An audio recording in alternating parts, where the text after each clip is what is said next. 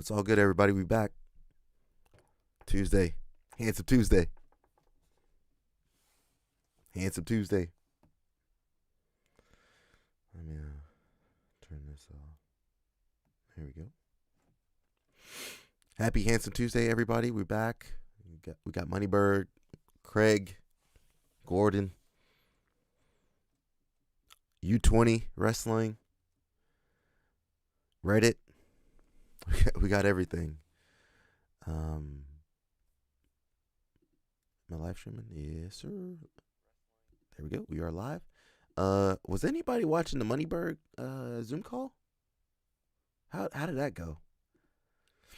I wasn't there. I need some footage though. Somebody let me know what happened. Yeah, who was watching that Moneybird? You know he was talking some stuff. I'm sure we'll find out in a little while. This came out a couple days ago, I think. It looks kind of old, but you have Gordon Ryan hanging out with Moneyberg.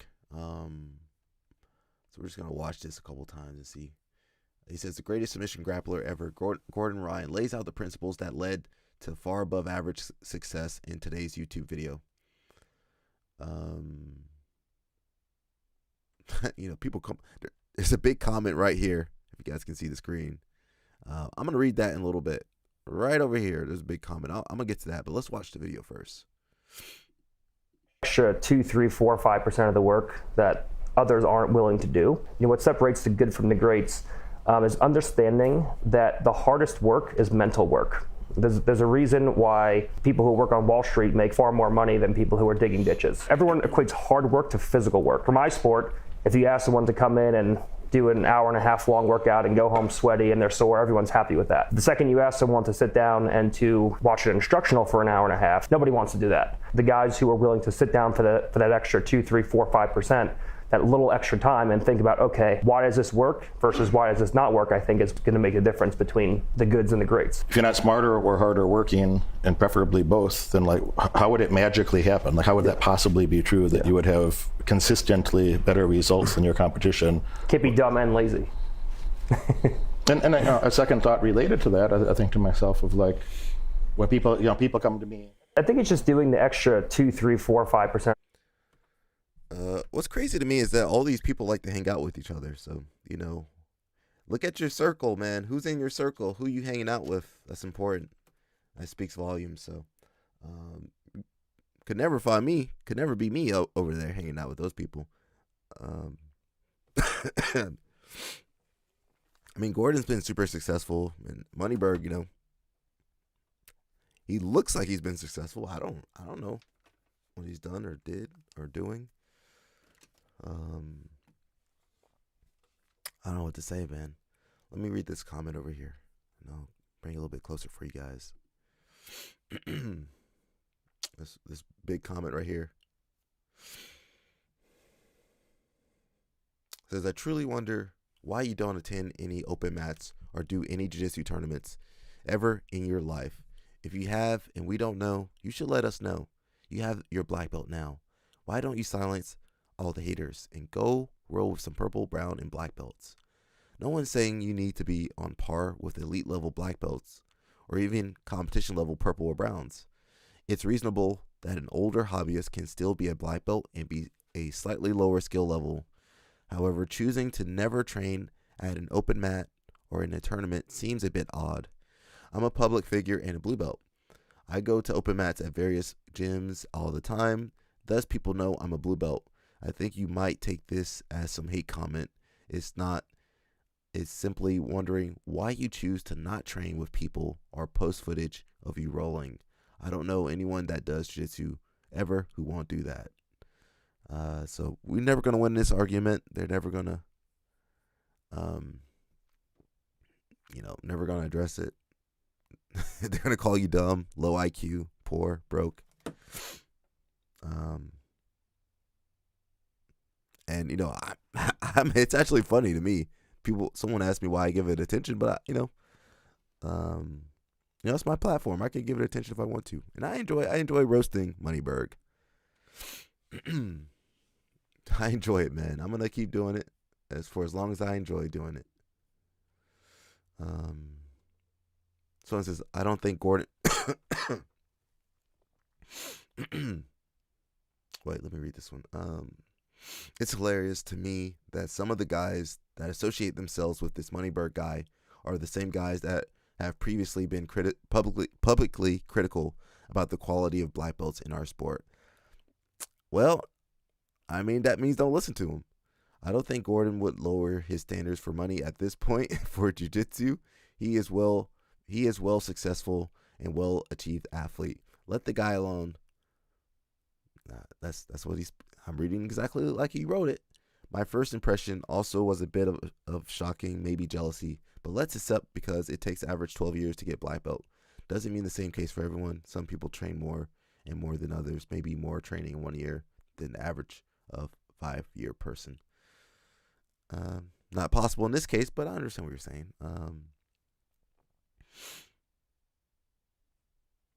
Says, why would Gordon support this dude flexing his black belt? That money must be good.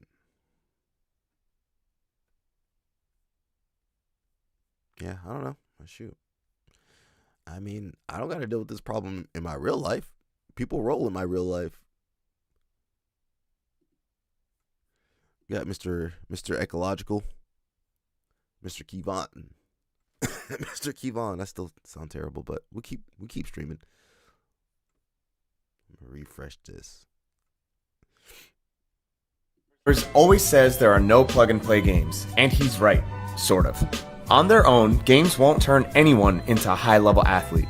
But I'll be real with you, when I first started going down the eco-bro rabbit hole, all I did was plug in his games until I started to actually understand the method. That's why on my Patreon, I've got over 200 games waiting for you. You can plug them in, test them out, and, let's be honest, sometimes just pray to God to figure it out. The point is, the reps will get you closer to what you want to be. I've put together the New Guy game plan, a full roadmap for beginners broken down into a bunch of different options for how to approach the New Guy. I've also got categories for standing, passing, pinning, guard, and submissions.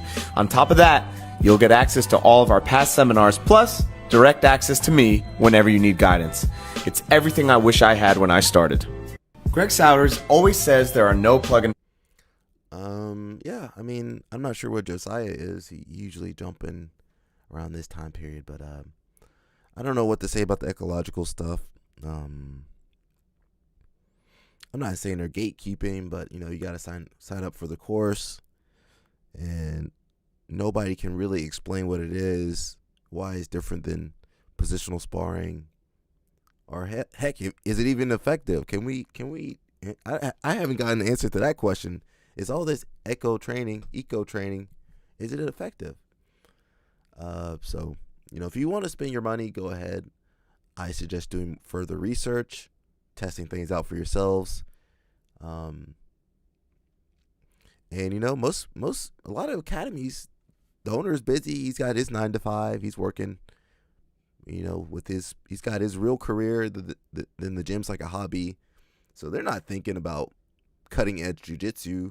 They want a plug and play kind of, well, he said it's not plug and play, but they want a plug and play kind of system, little thing they can watch that'll give them the instruction. So that's just the way it is now. There is a market for this. There's people that are interested in it. There's, some people like to be the cutting edge.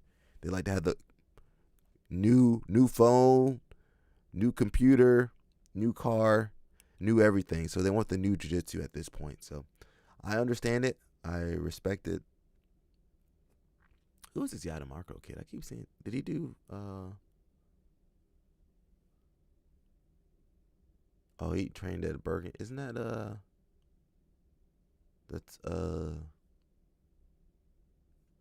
Isn't that what's the kid's name? Gary Tonin School.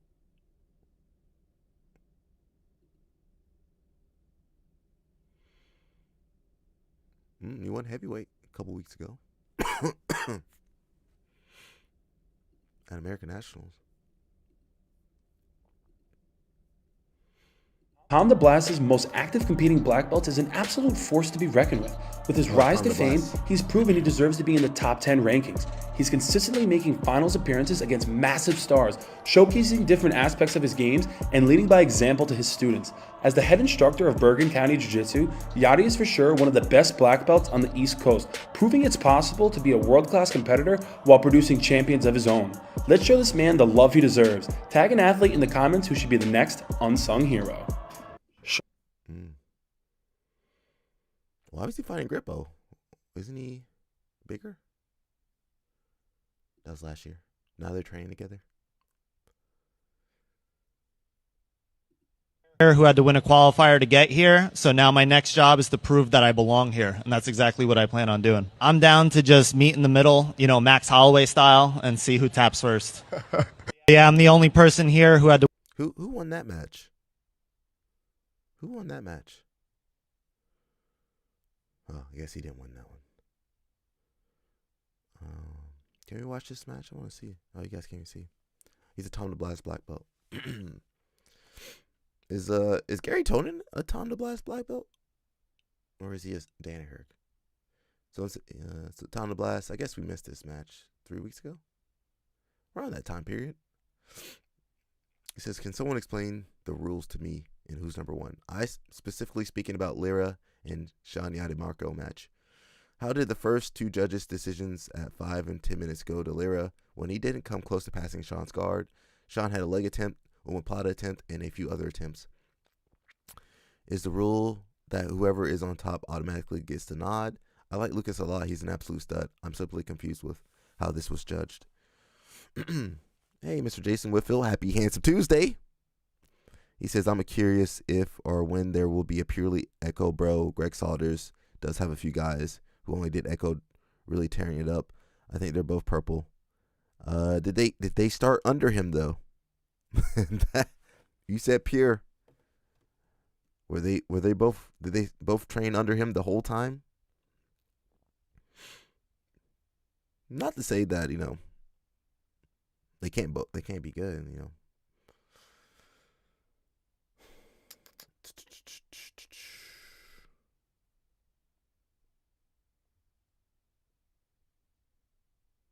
Yeah, let's see. Let's look up this match. I want to kind of see what's going on over here.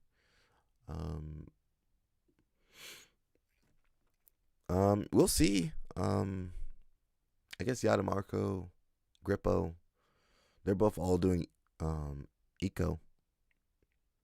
We'll see. You could win or lose with regular training too. They have only been under Greg from what they have said. You got to do research on that, Jason Whitfield. People be lying. Some of these guys be lying. They like, yeah, I've been under Danaher. And don't mention they got their black belt from somebody else. Got their purple belt from somebody else. Yeah, I'm always going to research. I'm going to wait. They could be good. Look at the Corby bros. They're good. They be cutting a lot of weight. I'm not saying no one else cuts weight, but they do cut a lot of weight, though. Can we find this match?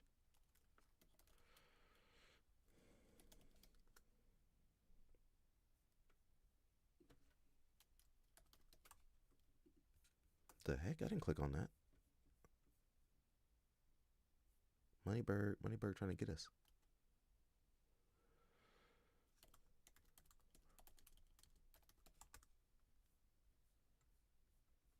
I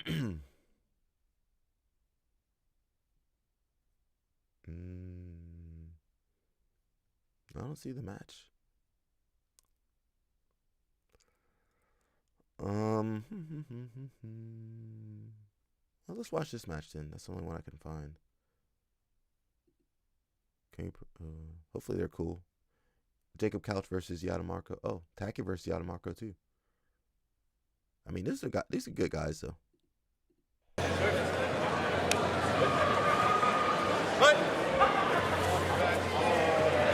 Shaky cam.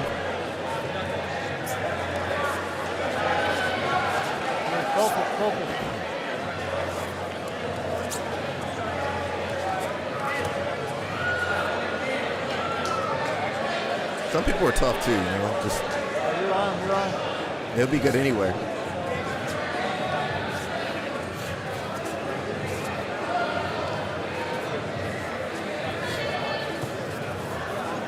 So he's kind of, what the heck? He just played right into his game. If you don't know that Hillbilly Hammer going to go for that false reap wedge entry from the right side, what are you doing? Everybody know that.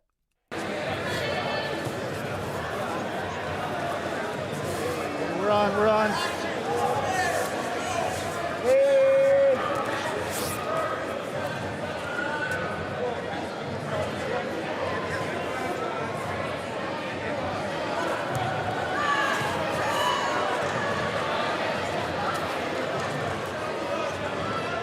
What's up, man? You miss Gianni. Oh, his shoulder hit.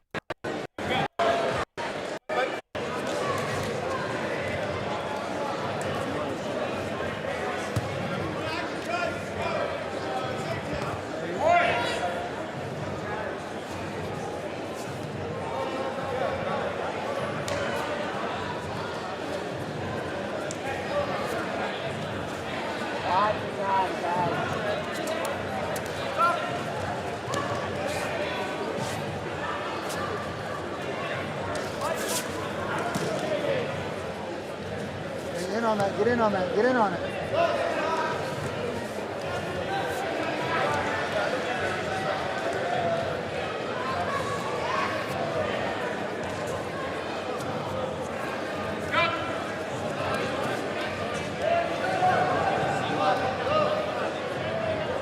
No, I'm not going. I'm just going to CJI.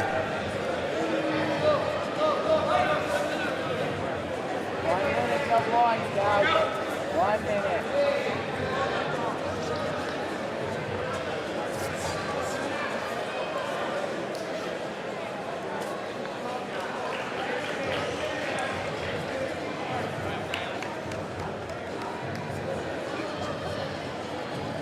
Fast forward a little bit.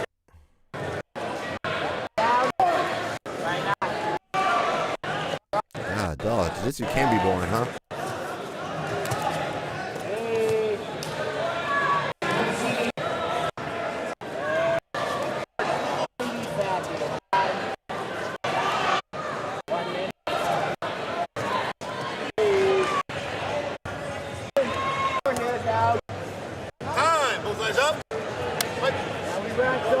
Now we wrestle.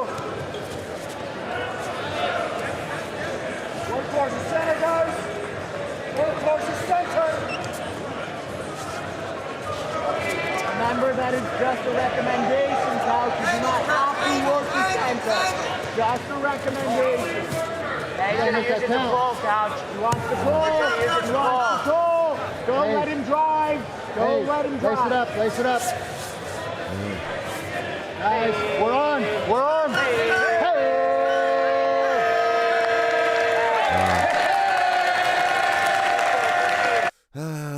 Not the best match. That is kind of the meta now. I was kind of making use of this meta when I did ADCC Open Atlanta. Just wait out the time. It's like EBI. You wait out the, you got your submission only round and the points round. Wait that out. Go to the overtime, takedown, or whatever you do to win it, or it goes to decisions. So everybody's gaming the system. It's pretty wild. I'm just going to CJI. So I wasn't planning to go to Las Vegas, but I got some tickets to go to CJI. So that's what I'm gonna do. I might pop into Jiu-Jitsu Con. It was just too much money. It's too much money to just go out there on the whim, which basically what I'm doing, to go out there and compete. And I was like, man, then plan for this. I like to go in sharp. Weight's not where it needs to be. I do have a couple buddies competing, so good luck to those guys. I don't really care about Jiu-Jitsu Con, so I don't really do tournaments I'm really looking forward to, and that'll probably help me. If you win Jiu-Jitsu Con, nobody cares. It don't really mean anything. I don't even care about the opens. If I could just compete at Worlds and Pans, I would do it, but we need points at black belt. Not the most exciting matchup here.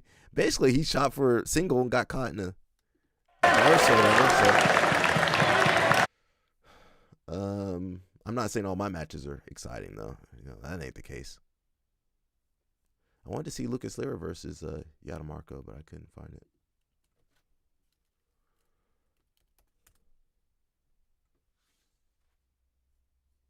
Yeah, they don't have the matchup anywhere. I want to see it, but they don't have it.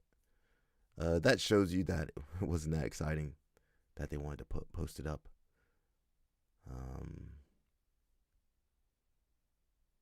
I mean, they posted Max Hansen versus Gianni Grippo and Aiken versus Roberto, but no Lira versus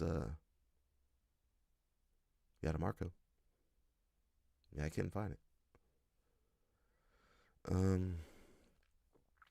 Jason Whitfield says, speaking of Greg, I was comparing the Americas team for CGI to the others. Brazil and USA are clearly the best countries for jiu-jitsu. What happened? America's team is so underwhelming. Well, they picked Greg Saunders.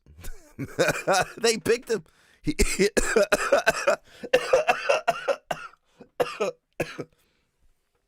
He's the one that picked the team. He put his homeboys on the team. I mean, I don't know what else to say. When they lose, is that representative of ecological training? Yesterday, I don't know if you were on here yesterday, I named about 5 different coaches they could have had. JT Torres, Lovato, Drysdale, Kyle Teja. I don't know if your coach has to be from your country. Well, you got citizenship. You from the country now. Kyle Teja, Marcelo,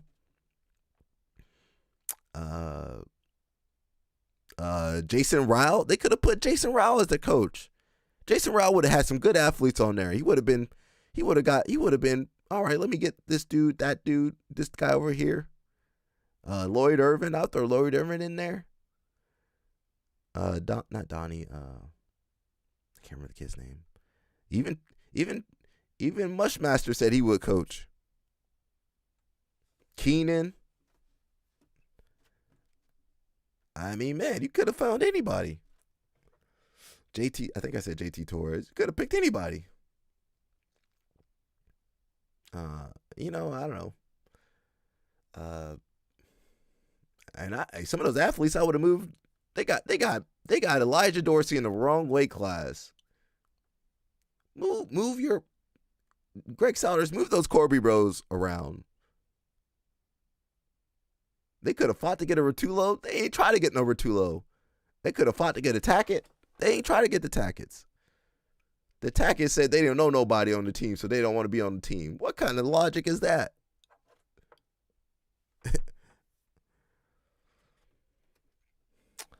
So Team America ain't trying to win. They trying to hate. I don't know what they trying to do. It's going to be an ecological commercial, though. How are you going to... Let me go ahead and stop. When I start renting, time starts to go by. We got under 20, U20 European World Championship, actually, U20. Under 20 years old World Championship.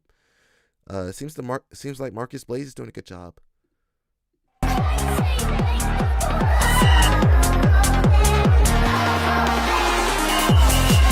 Can't play all that music. Nice.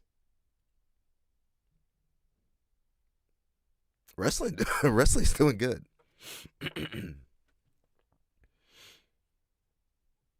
Now, if only American Judo was doing something for me to watch.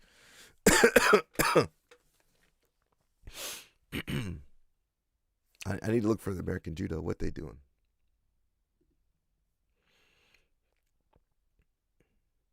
Got Moneyberg. I think if you click on the thumbnail, we got Moneyberg somewhere. Let's listen to him for a second before he gets me a copyright strike. So when I see somebody, if you meet a young guy that's, 18 and he's finishing high school, how much accomplishment is he supposed to have at 18 or 19 or something, So, something like that, you could be open-minded or permissive, be like, well, he seems ambitious, can he follow instructions? So, okay, he seems to follow instructions. Does he show good judgment in this or this or this circumstance? You got to spend a little time around somebody to feel that out, And and if you met a young kid, like I'm saying, that's 18, 19, and seems ambitious, and we're not gonna watch it. I'm not gonna get a copyright strike for watching that. What's up?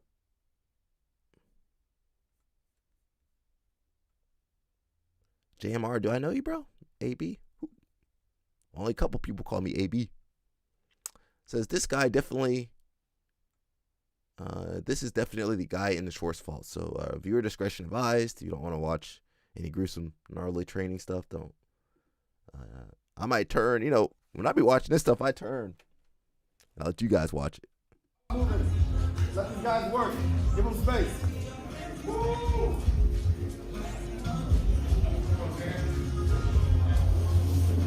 I'm gonna take my earphones off. Back up.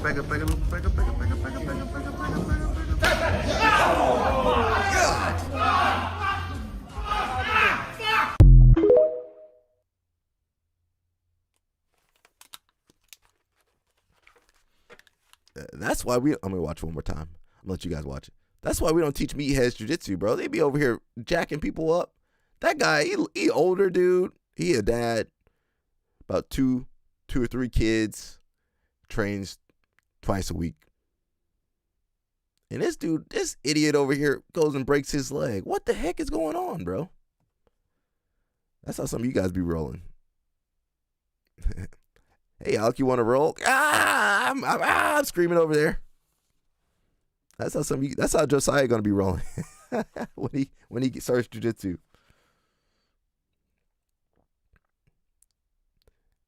Man, that's how some people, bro. Some people don't need to learn jiu-jitsu. They ain't got no control. Look at this guy, man. He old. He didn't even know what he was in. You should not be doing moves if you don't know the repercussions of the move. That's crazy. Let's watch one more time. Let these guys work. Give them space. Earphones off for me. Have fun, guys.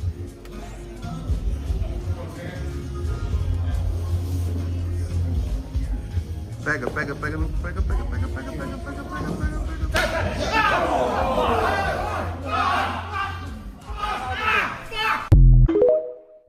Yo, Jason Whitfield should be the coach of Team Americas. He already got a better squad.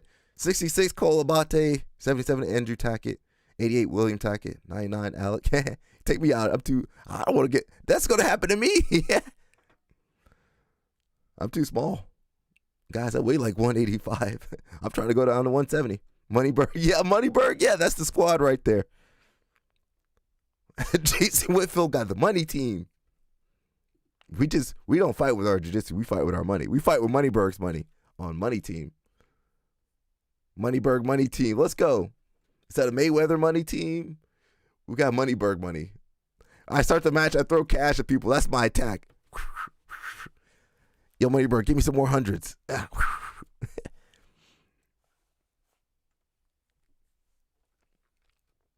me read some of these comments.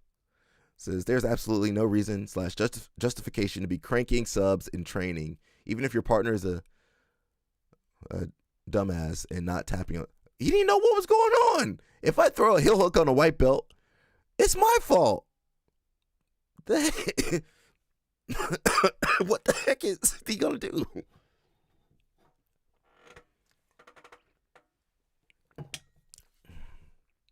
So that's me. See my comments down there somewhere. Managed to fracture my tibia and fibula in 3 places. Ortho said it looks exactly like when you get hit by a car. Says anyway, now I have a titanium leg and need to work on my leg defense. Was that the guy? I don't know if that's true. Says you're taking this incredibly well. The guy who injured you did it on purpose. What a jerk. I can't say that word online, I don't think. I hope this video spreads like wildfire and that asshole will run out of training partners. Yeah, I ain't training with that dude. I wish you speedy recovery, at least bones heal faster than ligaments. Kinda insane. There was no such damage. He said it'll be easier to break with that titanium leg. It says, I had an opponent break my radius and ulna in the IBJJF finals match. Most of my left forearm is metal rods and screws now. When the metal is added to support the bone, it's important that the metal has the same properties of flexion as the bone. Our bones are meant to flex under pressure. What do you think would happen if a rigid piece of metal was placed in the middle and the bone could only flex at the ends? The arm would only be far more prone to breaking, as those ends would have to bear all the flexion. Oh, I didn't think about that. That used to be distributed across the whole structure. It says, does this guy hate you or something, or is he just dense? It was an in-house tournament. He's a competition black belt, and I'm a 40-year-old hobbyist. I should have known and tapped as soon as he shouted Pega. Why was he doing that move? The 40, yeah, why? You see a 40-year-old hobbyist. Let these guys work. You see a 40-year-old hobbyist, why are you trying to break his leg? Excuse me, guys. What's up, coach? You live for a little bit. I was wondering, where do you train? I'm here at Iron Horse. You look it up. Iron Horse. It depends on where I am. Sometimes I'm not in the country. Sometimes I'm in a different state. Edwin does live. Says the fact that he was a black belt and you are a 40-year-old hobbyist means he should have A, given you more time, B, not cranked like he was trying to win a real match, and last but most importantly, C, he should have known better. Yeah. What kind of black belts over there? I just came back from New Jersey. I was in New Jersey for about 3 months. I should be back there again sometime. We got a couple people from up north. I'm here in down south now. So I'm sorry this happened to you. I hope you recover and never go back to that jerk. That, I don't want to say that word. Yeah, I don't know what kind of black belt does this. He said it was an in-house tournament. Why was he fighting this guy? He says, unfortunately, I was ready to fight today on this underground tournament inside of a gym, the Coop. Hey, that's not my gym, is it? Rooster Coop. And expected to do a lot of jiu-jitsu, but I ended up fighting for less than 1 minute. I finished my first match with an armbar, and in the second one, unfortunately, my opponent got injured in what I see as a normal fighting situation. I had no intention of hurting him. You did, though. Nah, bro. Checkmate. Who's that guy from Checkmate? Don't roll with that dude. I might look him up. Sparrow. Dude, don't roll with that guy. He just breaking people's legs. Unfortunately, my opponent got injured in what I see as a normal fighting situation. He got it. You hurt him. What are you talking about? I had no intention of hurting him, and I think the video shows that. I felt very sad and shaken that my opponent got injured, that I hurt my opponent, and I pray for God for his recovery. I mean, you didn't pay for his medical bill, that titanium rod in his leg. You just messed his life up, bro. It wasn't his fault that the event organizers didn't know what they were doing. In the end, the organizers didn't let me continue fighting or compete. Yeah, get him out of there. The reason that my opponent got injured and I left feeling even worse, as if it was my fault that the referee didn't. It's your well, it's an in-house tournament. Why are you going so hard in an in-house tournament? I mean, maybe the guy should have tapped. He was a 40-year-old dude. They don't know. He doesn't even know what a heel hook is. You just jacked him up. But I understand what he's saying. He's saying it's not his fault that he destroyed the leg. I mean, so, okay, I heard you talk about New Jersey. Yeah, I was just in New Jersey for 3 months. Just got back like a week or two ago. Don't worry, I'll be back in Jersey. No no rush to get back, though.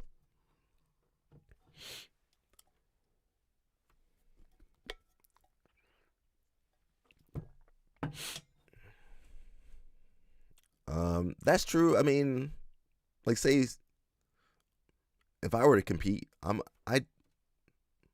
not a hobbyist though. I feel like a hobbyist, but I'm not a hobbyist. So, if I got injured, it would be my fault. But when you're going with a hobbyist, 40-year-old hobbyist, you see the dude, you look at the dude, he old. Why are you going so hard? In-house tournament, much match what's going on. In-house tournament, it's not a real tournament. There ain't no real rules. He could have used a lot more control. So I actually want to find that guy. So he could have held it and controlled the limb. Yeah. I mean, you watch Gordon Ryan or somebody. I mean, Craig Jones will break your stuff, though. But Gordon Ryan usually he'll trap you to the point where you know you need to tap out.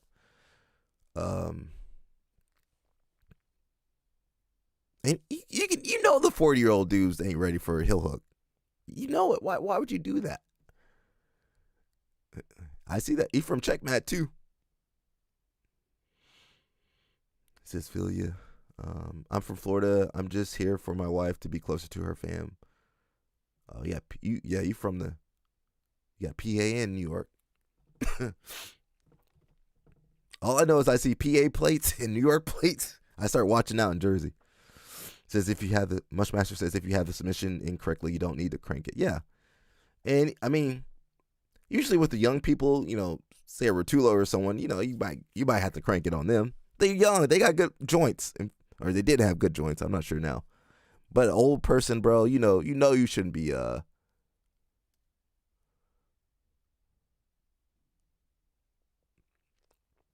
gonna look this guy up. Sparwoo Job JJ.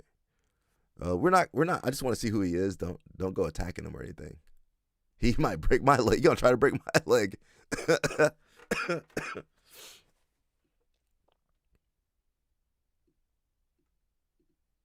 He gonna try to break my leg because you guys. Let's see, SPARA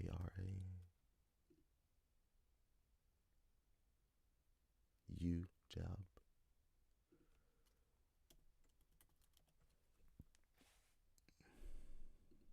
Hey, Brazilian.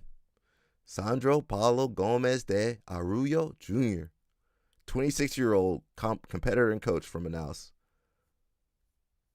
Dang, he would. God, dog. Why he over there? Why was he doing the in-house tournament? Why was the 26-year-old Brazilian dude from Checkmat doing the... Why was he over there? What was the point of that? Oh, that's not him. I don't think it was. Nah, I don't think that's him. Well, he's a black belt, though. Maybe that was him. I don't know. He's not from Checkmat, though. Nah, that's a different dude. Yeah, I don't know who that guy is then. I'm trying to research it so I don't roll with that dude.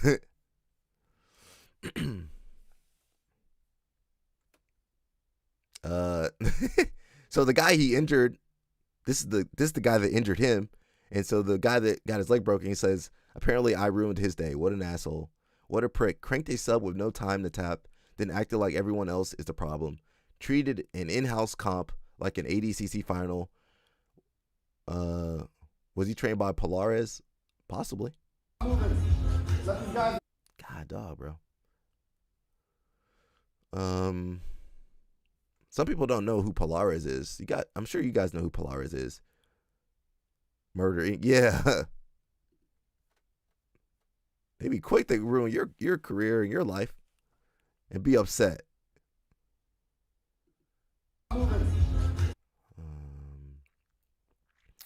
Says videos like this are exactly why I never sign up for a tournament with prize money.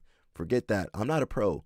Why would I risk? Yeah, why was the 40-year-old guy doing the in-house tournament in the first place? Why would I risk letting some random guy break my leg for $1,000 prize? He's going to care way more about winning the cash than about my health. I've just got done healing from a foot fracture after 6 weeks in a cast. Alrighty. If he wants to go hurting people, he should do MMA. Yeah, that's what Polaris had to do. Says, not gonna lie, dude, your knee was in so deep there. It was over before he cranked it. I would have tapped verbal and physical once I felt any hold around my foot. Said, yep, it's the gym I train at and just wanted to make sure we had enough people on the mats. I should have bowed out when the pros showed up. Fedor, 10 Planet Rising Star, end up winning. I definitely felt stupid. I keep clicking on stuff. Hey bro, wishing you a speedy recovery. To be honest, I'm Actually glad for you that really glad for you that it's bones and not tendons. Every year I'm tempted to start jiu-jitsu when summer is about to end, and every year a video like this pops up. Without fail, makes me reconsider. So videos like this, instances like this scare people from doing jiu-jitsu. You know, when they're looking up jiu-jitsu, they see that video, they're like, I'm going to do something else.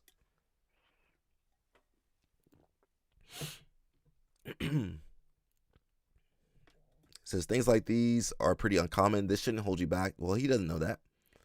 From training, says the actual context of this situation, he entered a $1,000 competition with professional/semi-pro guys who were juiced up and who train full-time with no job, so $1,000 is a lot to them. Should this have happened? No, but risk mitigation is also a factor. Something like this is very unlikely to happen just training, and far more likely to happen in the situation we just outlined. As a beginner, people aren't even allowed to even use these type of techniques on you. I mean, you see the guy's 40 years old. Like, I'm not going to throw a heel hook on a 40-year-old man. Yeah, why would you throw a heel hook on a 40-year-old dude? This is absolute fucking asshole, and his public statement is adding insult to injury. You had no chance of escaping, so there was really no reason to just crank that like that. Hope karma catches up to him. No, yeah, karma gonna get him. He's a real POS with no regards for others. Pretty part of the course of jiu-jitsu, guys. That's me. This was the in-house tournament where we clearly explained we were there to have fun, and if you catch a sub, don't crank it. Oh, so they told him not to. Well, he's Brazilian, possibly. Man, I don't understand, man. I want to win, man. I had no time at all to even verbally tap. Now I have 3 titanium rods in my leg and need to work on my leg defense.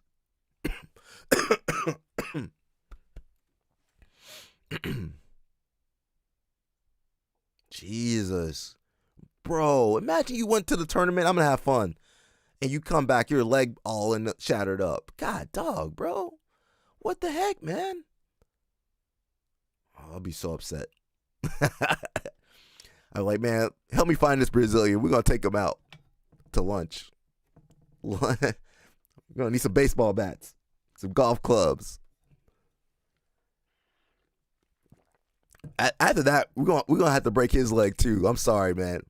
Man, this hurted me more than it hurts you, man. What else can you do? Nah, man. Nah, we gotta break his leg too, man. That's the only way, man. That's the only fair, man. We're gonna break that knee. Nah, don't break his knee. Break his shin. They can fix that. That's crazy, bro. Yeah. Man, at that point, we're gonna mess that guy up. We're gonna have to break an arm or a leg or something. Something getting broken. Something. We leaving here with something. And look at that. You guys can't even read it. He's like, I felt very sad and shaken that my opponent got injured. You heard him. Said you had your meniscus messed up 2 years ago. I'm way better now, though. Lots of rehab work. Yeah. That guy's like, man, I wish I could have. They kicked me. They kicked me out of the tournament.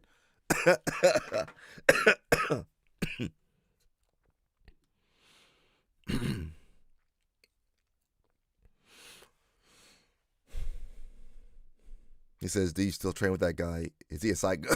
Is he a psycho or just really stupid? Never met him before, but apparently he posted it on social media gloating. Wow, he did that? Congrats for taking out a 40-year-old hobbyist and potentially ruining anything left of my athleticism. Oh, man. It'll take a snap bone. I'll take a snap bone over a shredded knee any day, though. Doc said it looked exactly like a car hit me. Man, I wish we could find that guy. This fucking asshole, bro. What the hell, man? Yo, put a hit out on him. Oh, here we go. Somebody knows who he is, too.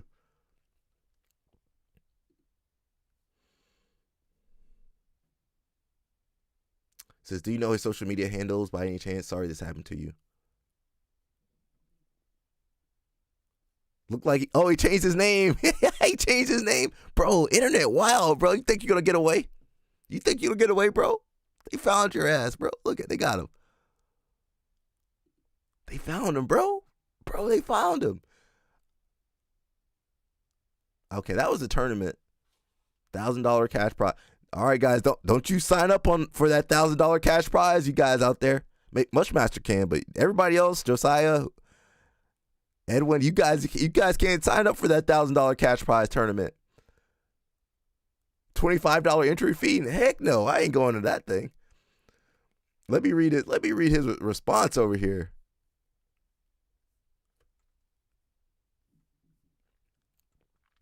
Let me read this response, bro. This jiu-jitsu community, bro, is wild, bro. What's wrong with these people, bro? What's wrong with all these people over here, man? I don't know if you guys can see that. Uh-oh. Go back. Uh-oh. I'm trying to scoot this over. Hopefully you guys can see. The $1 million. Imagine what they'll do to you for $1 million. If they break your leg for $1,000, what they gonna do to you for $1 million? He says, unfortunately, I was ready to fight today on this underground tournament inside of a gym and expected to do a lot of jiu-jitsu, but I ended up fighting for less than 1 minute. I finished my first match with an armbar, and we read this earlier, but we'll go through it again. And in the second one, unfortunately, my opponent got injured in what I see as a normal fighting situation where I break his leg. It's just normal. I had no intention of hurting him, and I think the video shows that. I felt very sad and shaken that my opponent got injured by me, and I pray to God for his recovery and healing that I did to him.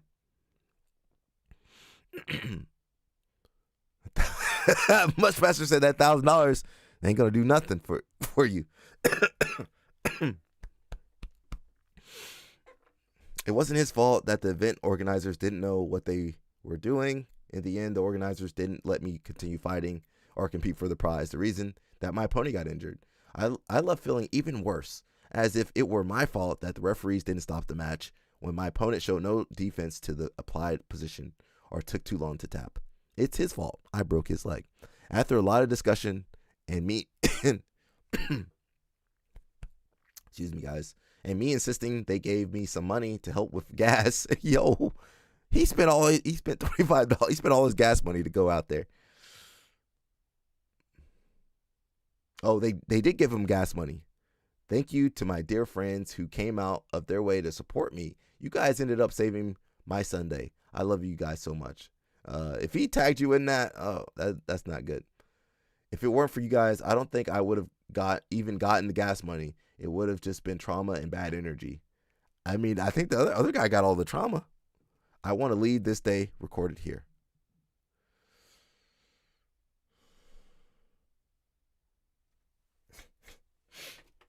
Yeah, he made it worse. Yeah, he should have.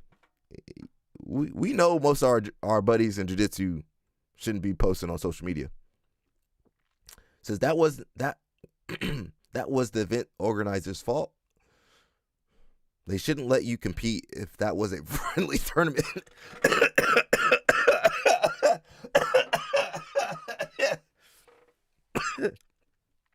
Well, why is it everybody's fault except for his? I'm sorry, guys. I thought I was getting better. I still got a little cough. Hopefully, it's over sometime. So they said there was a friendly tournament. He's like, screw that. I'm gonna destroy people's legs and make that $1,000. People might kill you for $1,000, guys.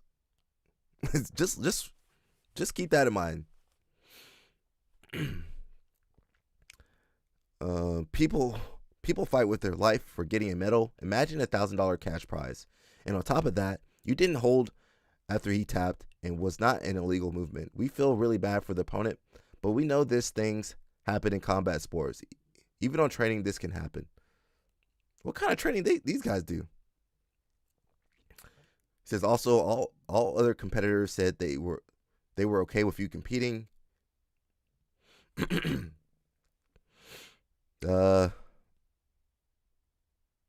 Man, I don't know what to say.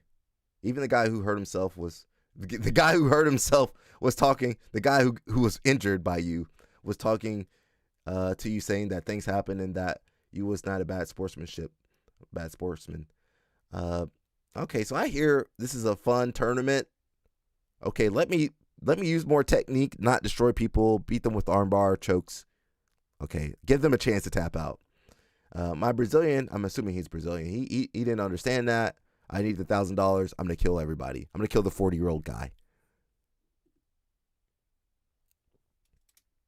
This is the guy.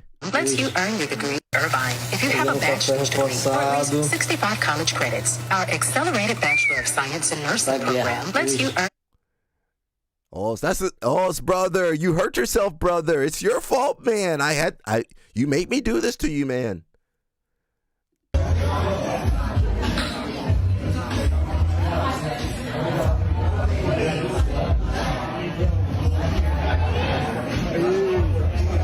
Hey, man. Wait. I can't wait to fuck people up, man. Brother. You better tap, brother. It's your fault, man. Brazilians. I love my Brazil. Where are my Brazilians at on here? I love my Brazilians, but you guys be ready to mess people up. Man, he did nothing wrong, man. It was the guy's fault, man. He hurt himself, man. Let these guys work. Give them space. Woo! All right, look at this old dude. Look, he looks old. Look how old that guy is. Why didn't he go hard on the other people, the young-looking people, the competitor-looking people? That guy, he was no threat to him. He was no threat. He don't know how to defend no heel hooks. He said he was out there to make sure people were at the tournament, at the, little event. He thought, I'm going to spend a nice little day here. Help out the gym. Go home to my wife and kids later. Walking.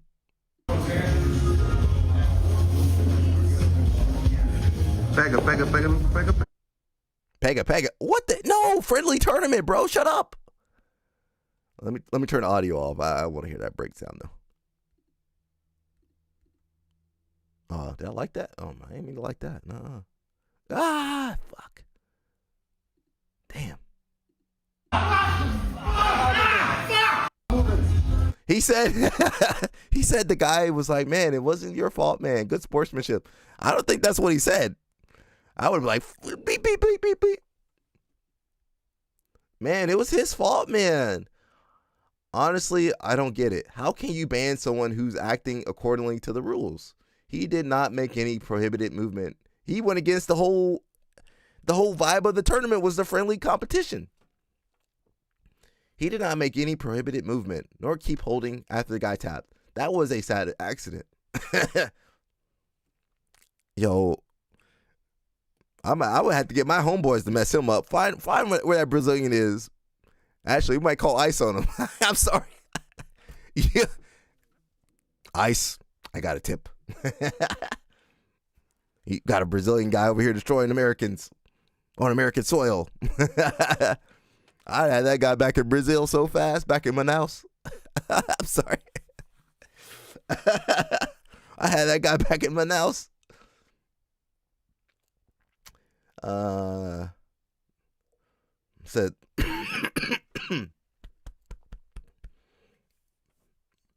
Said that's why we have different classes by age and weight. That's why we have masters that some techniques are not allowed.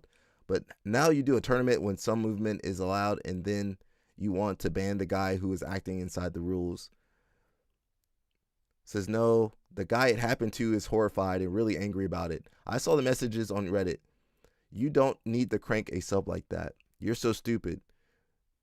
Mateus Gabriel, he says, blew it. This is a tournament for cash prize, so the guy went there to win. Mateus Gabriel, you guys love Mateus Gabriel. Can you see Mateus Gabriel over there? So, my Brazilians, they see money prize, they gonna kill you, bro. It's you or them. They need that $1,000. What did Mateus Gabriel say? You're stupid. This is a tournament for cash prize, so the guy went there to win. You don't have to win by destroying people. Mateus Gabriel, if you did every tournament, people, you go to a tournament, they just break your arm left and right. You're going to be upset too. Break your leg. And this guy, man, you can clearly see that guy is older. So if you roll, Mateus Gabriel is checkmate too, I believe. Is he checkmate? Yeah. You roll some of these checkmate guys, they're going to try to kill you. AOJ guys and Atos guys will kill you, but, they be like respectful about it. Checkmate guys, they might take it home. They said they worked too hard to leave Brazil. Says say you have never competed without saying it. What's going on with these competitors, man? They have all they can think about is winning. They don't have empathy. That's the reason, man. They're empathizing with the wrong person, the Brazilian guy who's injuring people. And now let that guy go to their gym and hurt their students. What do you think will happen? Man, what the heck, man? I told you not to hurt the students, man. It says, sorry you are poor. You think breaking someone's leg for 1K is worth it. Let me know when you start a GoFundMe and I'll donate. We won't be donating to that GoFundMe. That's the whole point here. That's the part that the organizers should have responsibility. It's a little tournament for fun. They should have taken that cash prize out of there, man. These guys over here, Brazilian dude over here trying to kill people for that $1,000.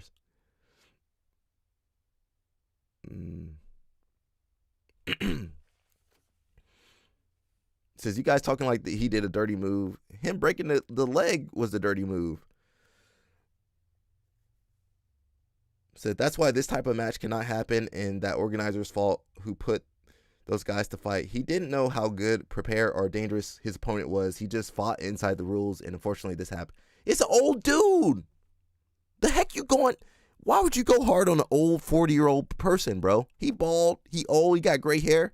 Look at this guy. Let me zoom in. Let these guys work. Give them space. Look at that dude. He old. He don't look like no cyborg. He not no Wagner Hosha. He a regular dude, bro. And the fact that this black belt from Checkmate, I don't know who his name is, he couldn't use control.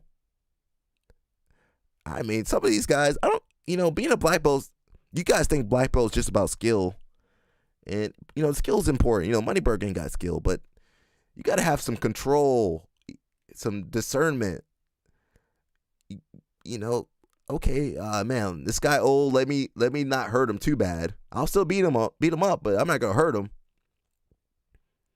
To me, these guys lack training and understanding. Even guys that they're really good competitors. Mateus Gabriel, he don't care about you guys.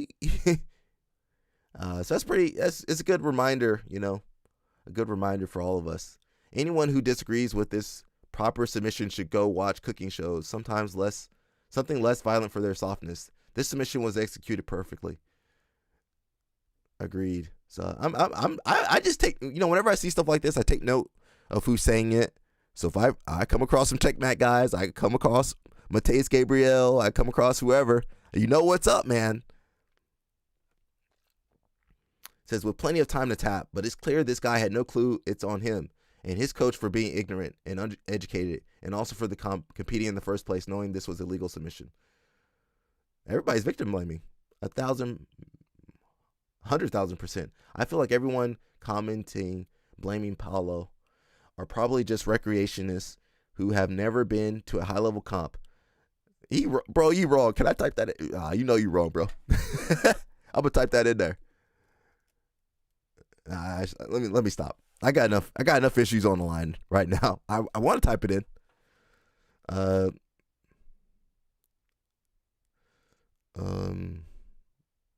This is some bull crap, bro.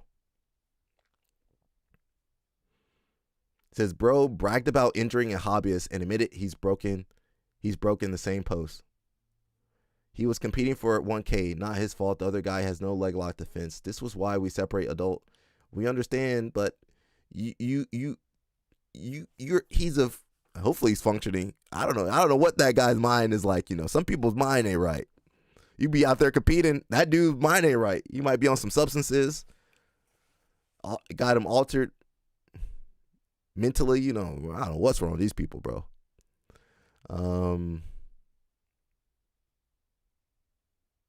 Says if anyone deserves to be sued, it's the event organizers. Ran an illegal tournament with no permits or EMS. There was no EMS. Same thing like IBJ. I have no EMS over there. All submissions legal dudes with brown belts should know when to tap. Not everybody trains with leg locks, bro. He's an older 40-year-old dude. They don't train with leg locks and heel hooks and stuff. This is combat sport. Yeah, but say it was reversed, that the Brazilians going to be on the Brazilian side. We already know that. They don't care what's right or wrong. They're going to be on the Brazilian side on this case.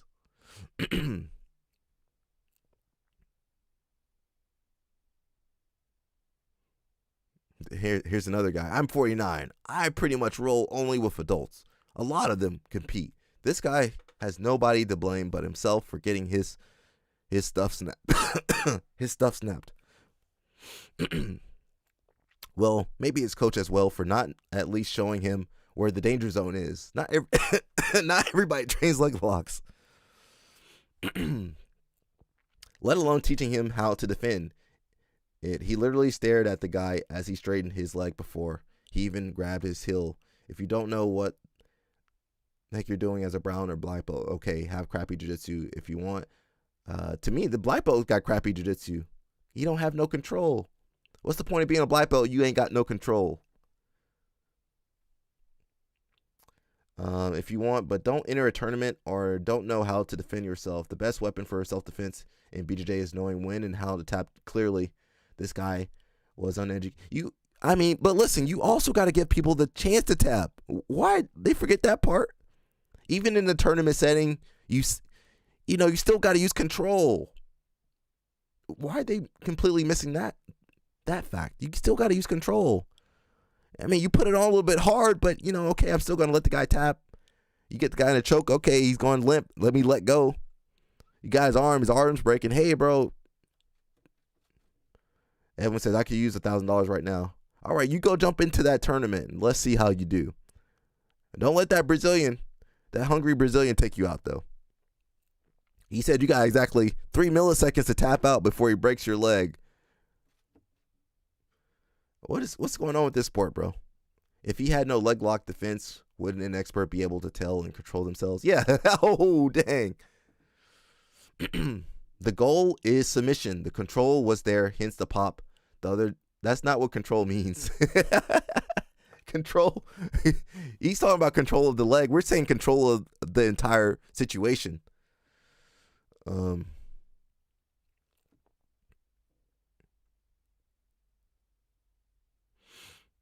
So we are snapping people's legs for $1,000. Like, why are you going so hard like it's CJI or Pans? Yeah, why? It's a local tournament. $25 to enter.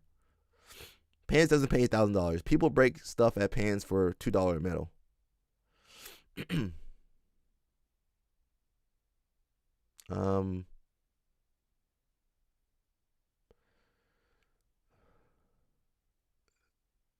Says, I agree with knowing and understanding there's an inherent risk, but I just don't agree with or understand why he needed to crank a leg lock that fast, but I see where you're coming from.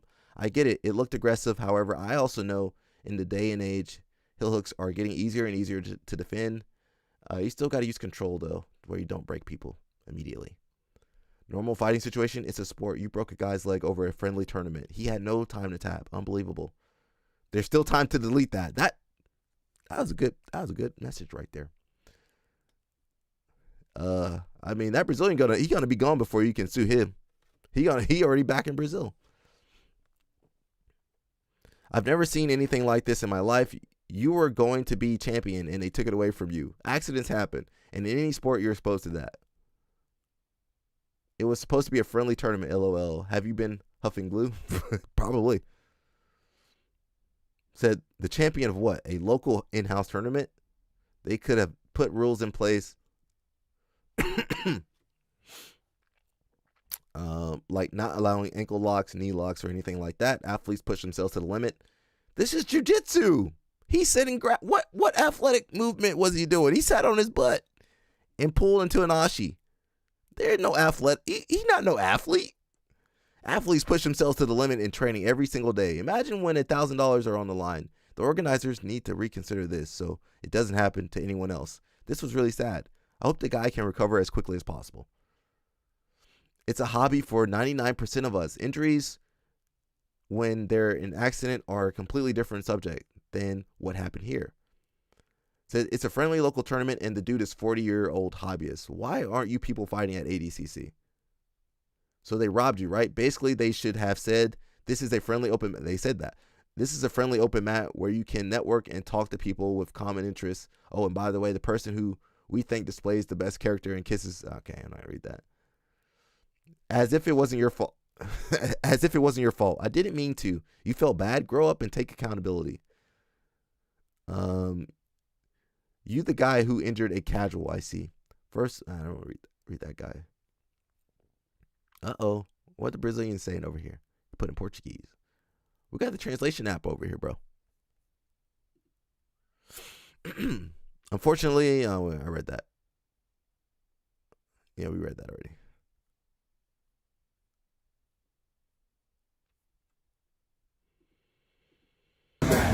O organizador é aquele ali, ó, que tá tomando cerveja.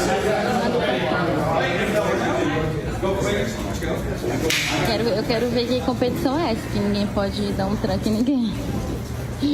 Tem que ser só na mulher. Como é que a pessoa ganha? Yeah, you shouldn't have put that $1,000 out there. O dono. Man, give me gas money at least, man. What the hell, porra? Mas agora o campeonato vai continuar. Já tá continuando.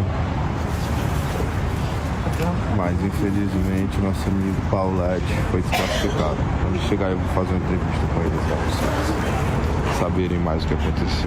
I mean, they've been organizer. They definitely needed some EMS or somebody there. And yeah, the $1,000 prize, you know, the Brazilians saw, and not just the Brazilians, a lot of the young guys, they saw $1,000. They're going to go for the kill. So I think there's a lot of mixed messages here. Yeah, I feel bad for the guy that got his leg broken. He should not have gotten his leg broken. You know, he didn't know what was going on. He shouldn't have been out there. A lot of stuff went wrong in this case here. I know I ain't rolling with that dude.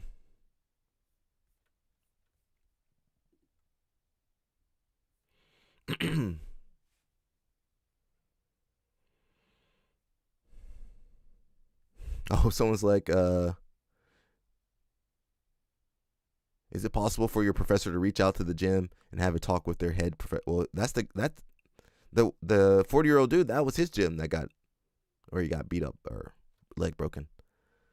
Says the crank was questionable, but gloating over someone's serious injury to stroke their ego is straight fuckboy behavior. Yeah, that's what we live in, clout chasing era. You should probably chill on posting on social media and just contact an injury lawyer. They'll take you on contingency. Somebody getting sued. Yeah, that school might get sued. I'm sorry, they're gonna be out of business, or their insurance premium is gonna go up. If I were you, I'd look into taking legal action against the guy. Surely he ain't got no money. Sure, we all sign waivers on the mat, but those waivers shouldn't protect negligent idiots like the one in the video. You can't just severely injure someone when the rules of the tournament were not to crank subs. Woodfield says, this happened for $1,000. I'm really scared of the competitors who face Wagner and CJI. Yeah, Wagner going to have his thumb up your neck.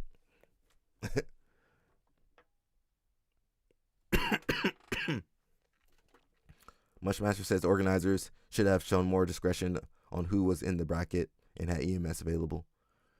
Yeah, well, they did the $25 entry fee, so I'm sure they had a lot of randoms in there, people they didn't know. A lot of things went wrong. Yeah, a lot of things went wrong in that case. We got a little bit of Craig Jones. We're just going to skim through this. Says he opens up about the struggles of promoting and the Gable match. To the Flow Grappling Show, a.k.a. the worst show on the internet. As always, I'm Trey Robinson. We got Joey Gilps over here, Uncle Reed right there, and then Bretta Slack on the ones and twos on the side desk. And calling in... Yo, Mushmaster been in that room before. Very special guest. We got Craig Jones. Everybody give it up for Craig. Craig Jones is here. What up? What's going on, Craig? What are you up to? You just living life on the road as always? Yeah, I mean, we had the road trip. We had the West Coast road trip plans, but after we broke down 5 or 6 times, I was like, you know what? We'll just get this thing straight to Vegas, and now we're locked down in an Airbnb in Vegas. We got the swimming pool here. I'm doing laps, trying to find safe training partners. That's about it, eh? Doing all the bullshit promotional stuff. Obviously, we met up with Laranja in Cali, and that was the only West Coast stop, and then we came straight here. Do you have the pink car in Vegas with you, or did you just blow that up somewhere along the way? You know, it's like a unhealthy relationship. You know, I guess like most of my relationships, it's love hate. You know, like it's hard to let go of, despite all the pain it's caused me. You can drive a tank over a car here, and I was like, that'd be a poetic end to that car, but I love it too much, you know. Well, yeah. I am driving it around Vegas, but Vegas. So we shipped it from Miami after WNO. Oh, dang. And was meant to go to Seattle, and I was going to do Demetrius Johnson's podcast, and then I was going to drive down the West Coast, but I was for sure like, it's not going to make it. So we changed the address, shipped it to Bel Air. We shipped it like, obviously they take it on the truck. And then when they delivered it in Bel Air, the guy was like, look, something's leaking from it. And it leaked all over the new car below it, which I thought was pretty funny, actually. But it was the power steering pump had blown. So once it couldn't even make a transit, it couldn't even be rolled there. I was like, all right, we'll get this last thing fixed. We'll drive it to Vegas. But the AC works. But if you turn the AC on, it explodes. Something eventually explodes. So we did the LA to Vegas drive. I think it was like 115 Fahrenheit. And we did that drive. I kept stopping every 90 minutes. Ultimately, when we got here to Vegas, the like air filter thing had melted. It was that hot driving through the desert. Jeez. That just like, but yeah, it is. I mean, it's driving around Vegas, but about 30 minutes is its limit. And then I think like either I'm going to have a heart attack with the AC or it's going to explode. But you have the coolness factor of it, but little do people realize how much suffering goes on when you're actually driving that thing. Dude, that is not the car I would want to take in that drive from California to Vegas. Just for one, like you said, incredibly hot. But also, if you break down, you're just kind of stuck in the middle of pretty much no man's land for miles and miles. Do you make Anthony just like hold a little fan on you or anything? I feel like that would be a good use of the Harvard grad. That's true. I mean, the Harvard grad reached his breaking point along the East Coast sort of journey. You know, like it was me, Anthony, and Aaron, the videographer. And I know like when we were in West Virginia and stuff, I was a bit nervous. I was like, are we going to have to exchange Aaron for parts here? Like, if we get stuck?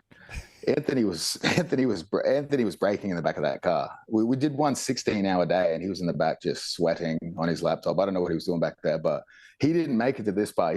He's back in Austin working in the comfort of air conditioning, but we did the drive to Vegas. But yeah, it was, man, I was worried. I was like, there was a couple of points there where it was the car temperature gauge for the engine doesn't work, but on the mirror is like this antique, I guess, just outside temperature gauge. And I remember just seeing it at 115 thinking like, yeah, if we break down here, I don't think I last 45 minutes out in that desert sun.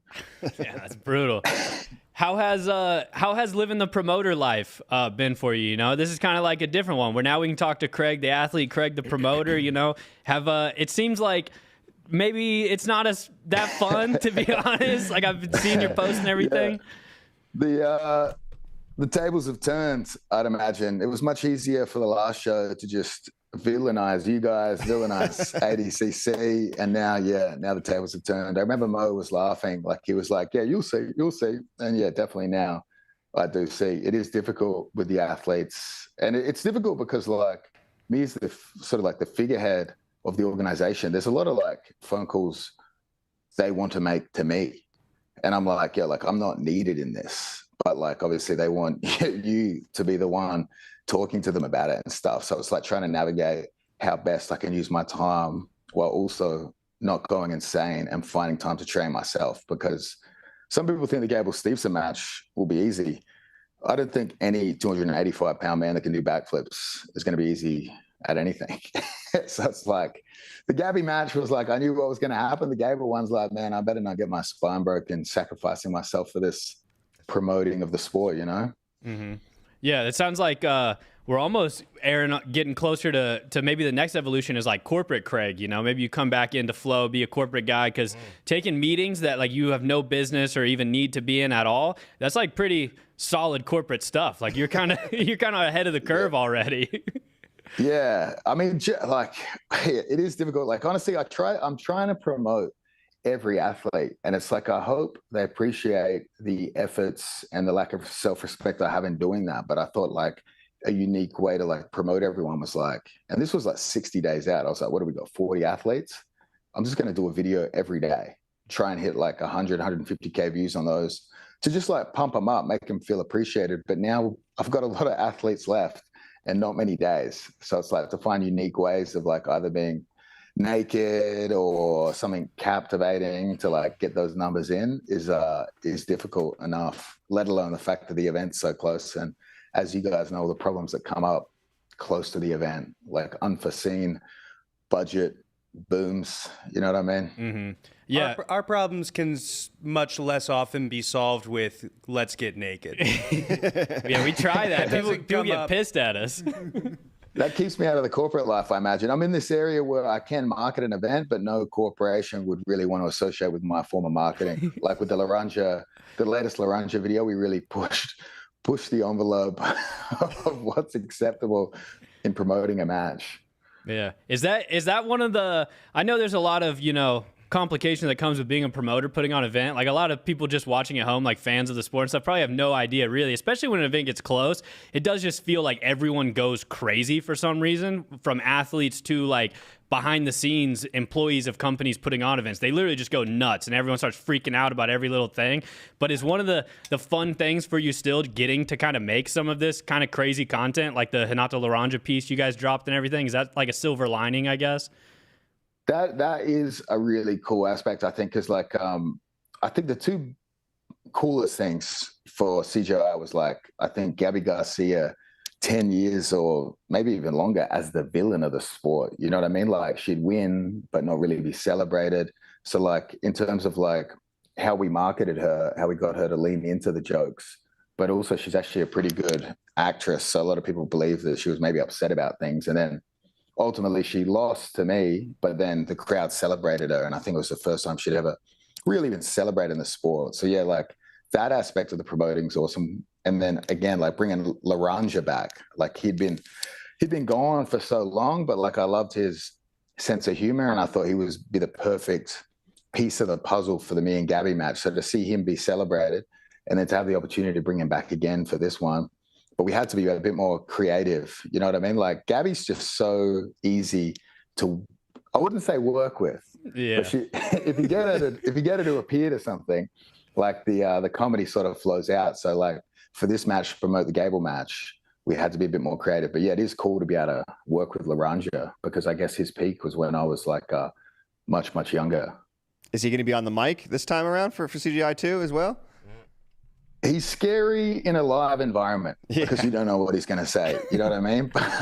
But we will have him there. We'll have him there in some capacity. Like I think like interviewing athletes. Like I'd love him to ultimately interview Gable.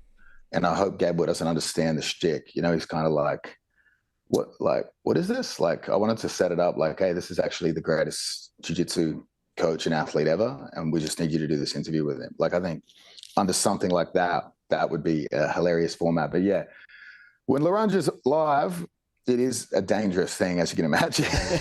Yeah. I want to ask you some stuff about Gable, but first. Yeah, I mean, where can we find that, Mr. Jason Whitfield?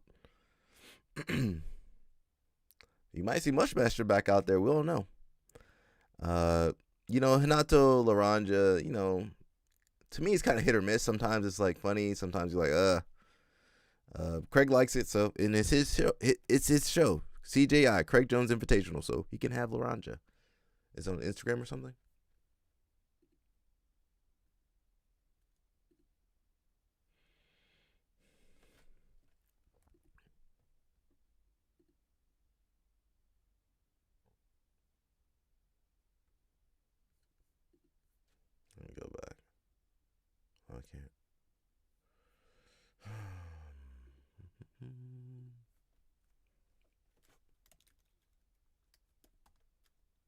BT. Oh, I can't cover B Team YouTube.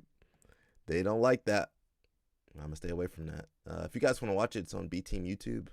I'll at least pull up the thumbnail for you guys. Yeah, I did my very first Joseph Chin video. Got hit by B Team.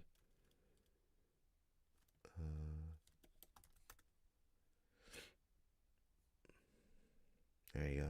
Yeah, I can't play that.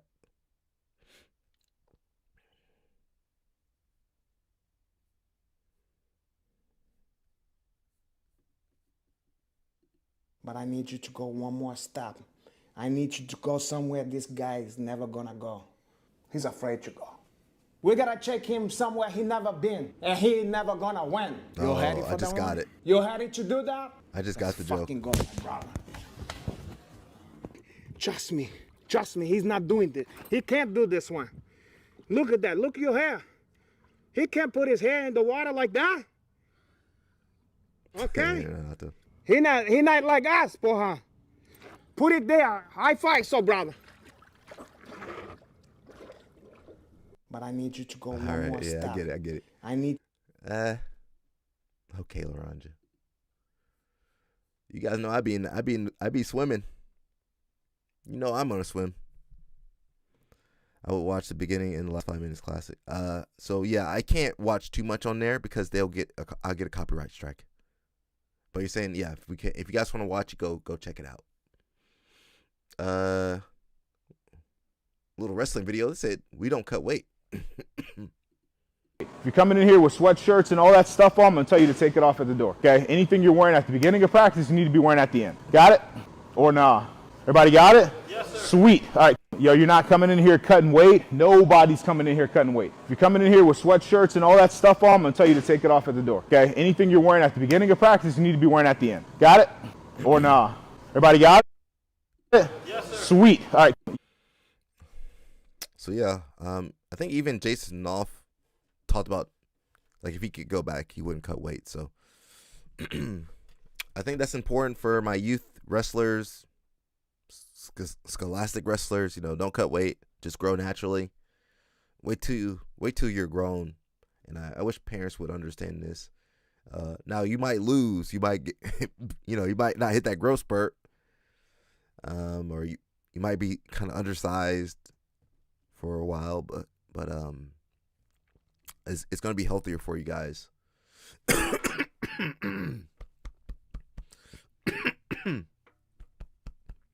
Says my focus is making you better at wrestling.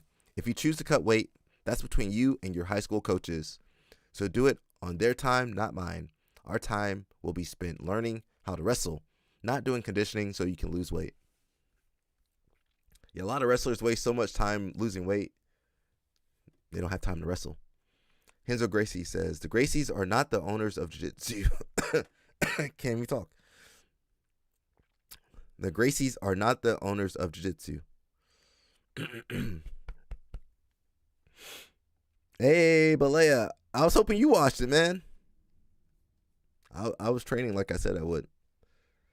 We got a couple guys getting ready for Masters Worlds, so, I'm going to CGI. Henzo Gracie recently offered a perspective that challenges long-held assumptions about Brazilian Jiu-Jitsu, making it clear that his family does not own the art that they help spread worldwide.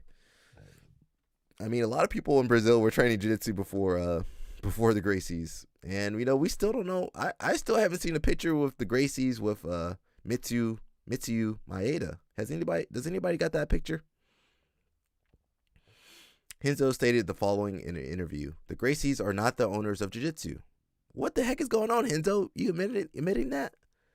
The Gracies are the guardians of this incredible art. Our obligation is to improve Jiu-Jitsu and influence people so they improve as well. For him, the path forward is simple. What is the best way to do it? Teaching? Because when you teach from the heart and you show everything you know, questions will come up in front of you to solve. He takes the same approach in his personal teaching. I want all my knowledge to move forward. I teach everything I can. I don't hide a position because I want it to come back to me. For me, the knowledge and the questions that come from sharing that come from sharing are what I work on and develop, and this will reach the perfection of jiu-jitsu one day. Anyone ever see a picture of Chowdhury training at Henzo's? I'd never seen that either. Did Chowdhury get his black belt? did Moneybird get his black belt before Chowdhury or Chatari, how you want to say it? Basically just judo. That's what Rahadi Ferguson always be saying. And to be fair, jiu-jitsu, the term jiu-jitsu has been around longer than judo. Didn't Jigoro Kano, didn't he create the term, the word judo for his new art that he had cultivated, basically? I'm not saying that, we do the same move. We all doing the same stuff. All we got is 2 hands and 2 legs. What else we gonna do? I'm gonna grab like this, do that, spin under. We can only do the same stuff. One of our white belts cut 7 kg to 60 kg to beat a 14-year-old in 10 seconds. Yeah, that's how it be. Os Gracies não são os donos do jiu-jitsu. Tem que saber o... Hey, can I see this?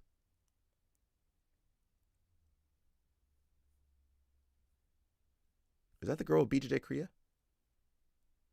Oh, she does something else. I thought that was her. It's a different girl. Tem que saber o seguinte, o jiu-jitsu não vai parar de crescer nunca. Eu tenho pena, eu não sei se vocês viram ali, eu falei que podia filmar toda a posição minha, podia fazer tudo. Isso é toda a família Gracie não deixa eu filmar, que é guardar a técnica. Na realidade, toda a técnica que a gente desenvolve, todo o jogo que a gente estuda, que a gente faz melhorar, não é nosso. Os Gracies não são os donos do jiu-jitsu. Os Gracies são os guardiões dessa arte incrível. A nossa obrigação é melhorar o jiu-jitsu e influenciar as pessoas que eles melhorem também. Qual é a melhor forma de fazer? Ensinando. Que quando você ensina do coração e mostra tudo que você sabe, as dúvidas vão aparecer na frente para você resolver. E você vai ter a oportunidade única de melhorar o jiu-jitsu e desenvolver mais ainda essa arte. Então eu quero que todo o meu conhecimento se vá adiante, eu ensino tudo que eu posso, eu não escondo uma posição, porque eu quero que volte para mim o conhecimento e as dúvidas que abraçaram aquela ideia para que eu possa trabalhar e desenvolver. E isso vai atingir a perfeição do jiu-jitsu um dia. E se você quiser aprender com o Renzo Gracie, dia 26 de agosto, às 7 horas da noite, teremos um seminário dele em Brasília. Se você gosta de...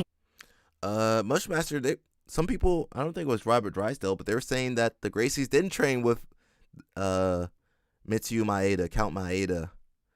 And I'm not sure how they learned jiu-jitsu.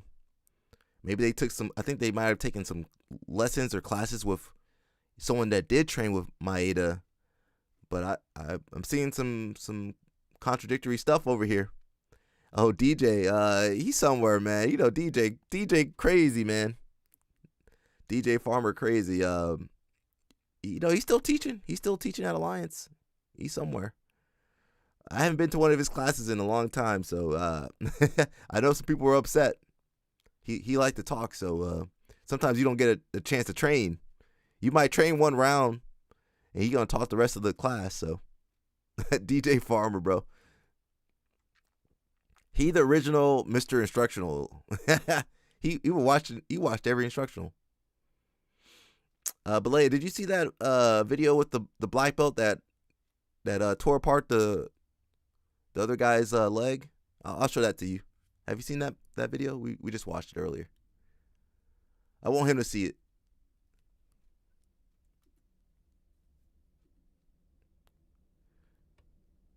I want to see if Belay saw that video. Is it still on here?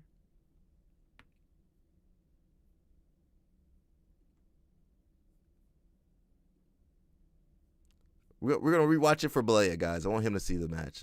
I'm going to take my earphones off, though. Let these guys work. Give them space. Woo!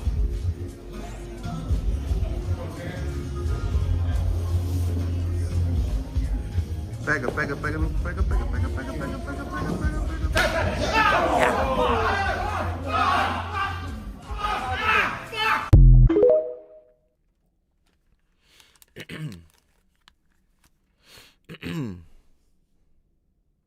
I mean, I kind of believe that because I could see the Gracies not really training and lying about some stuff, you know. Maybe they did. You know, maybe Belay know more than me.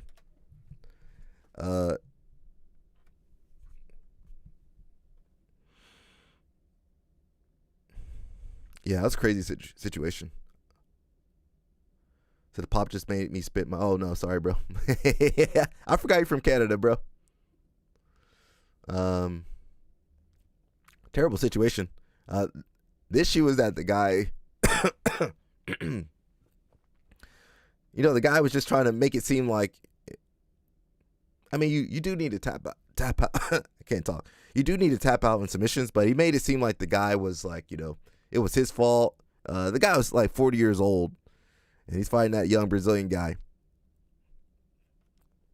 It just didn't make sense. A lot of stuff didn't make sense for that video. But all my Brazilian bros are defending the Brazilian guy, of course, you know. And then the other guy, you know, had to get some metal rods put in his leg, and, you know, probably won't train ever again. Jason Whitfield says Renzo gave Chaudhary his black belt a couple years ago. There's a pic of Renzo and Tom DeBlas with Chaudhary. But is this a Moneybird thing? Because Tom DeBlas is the grappling director for ONE FC. Skeptical. You should be. Look at Jason Whitfield, skeptical. That's what I want you to be. Are we still talking about Moneyberg? We trying to see what happened at the Moneyberg Zoom call.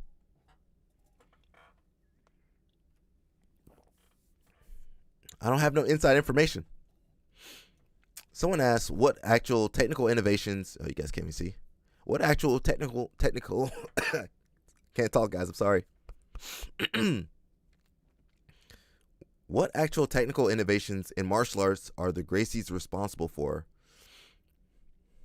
I've been reading and listening to jiu-jitsu history a lot recently, mostly coming from Danaher, and it seems to me that most of what we call Brazilian jiu-jitsu, besides very recent developments like lapel guards and barimbolos and stuff,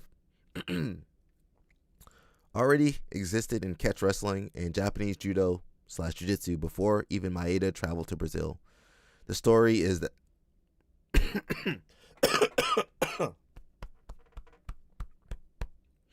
man, I'm cooked.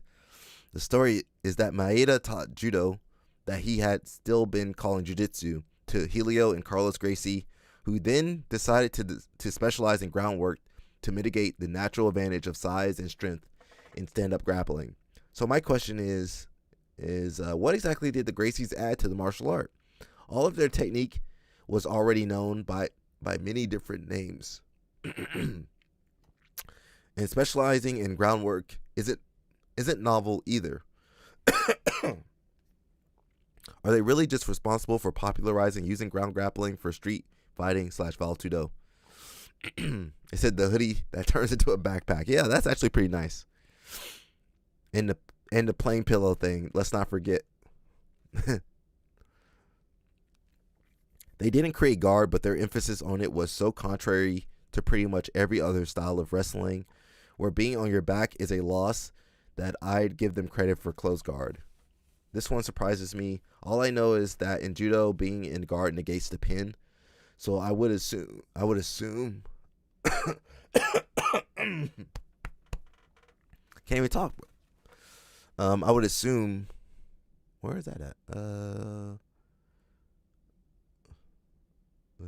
I would assume as a defensive technique it existed, but I always thought like actually making it to the position to stay and do sweeps and submissions or getting and get-ups was from Gracie innovation. There's value in taking all those moves and putting them together in a coherent and marketable package. You can say that they just popularized ground grappling, but if that was trivial, it would have happened a long time before the Gracies. In my opinion, this is a good answer. If it were meaningless, then judo, wrestling, and jiu-jitsu athletes could just enter and win high-level BJJ comps. Clearly, there's something to that style. So the answer is more than nothing but less than inventing leverage. Anyone interested in history should read Drysdale's book. marketable package. This is clutch. I'd say at this point, the family's biggest achievement in the fight game was bringing Valtudo to the United States. You should read Drysdale's book. Very informative and gets into the nitty-gritty of those old school Brazilian politics. Yeah, I need to read it too. They were the first to market and popularize it outside of Japan and East Asia. 3 things. Striking from mount was the primary way of delivering blows on the ground from advantage. Clear hierarchy of position intended to have an end result in striking or submissions. The Gracies have a the Gracies had a proprietary. Oh, I can't even read. The Gracies had a proprietary method of teaching that has since been watered down. But for example, look at how Horion taught in the 80s and 90s. His approach was extremely effective. Overlap a bit with marketing points brought up before.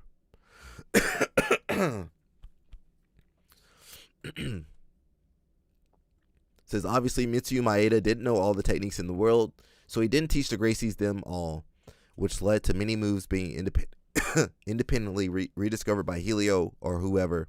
Helio himself used to say that Maeda's style was a lot more physical and strength dependent, so I don't doubt the emphasis on the guard play and the famed use of leverage and timing were indeed sharpened and systemized by Helio himself.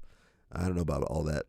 The prevalence of guard play would inevitably lead to more developed guard passing and perfected guard attacks, but the concept of defeating other martial artists with those techniques is the Gracie's biggest legacy. Xander says Chaudhary did Muay Thai for a long time, and it took him time to even get up to purple belt. I believe he's legit and loved martial arts his whole life. How tall was Helio? I don't know. Does anybody know how tall Helio was? Might have been smaller though. You know, people were small back in those days though.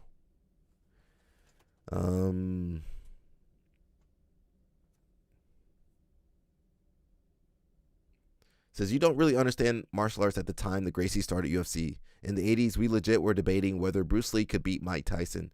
Even today, some people think there's even a question about it, but most people know that Tyson would obliterate Bruce Lee.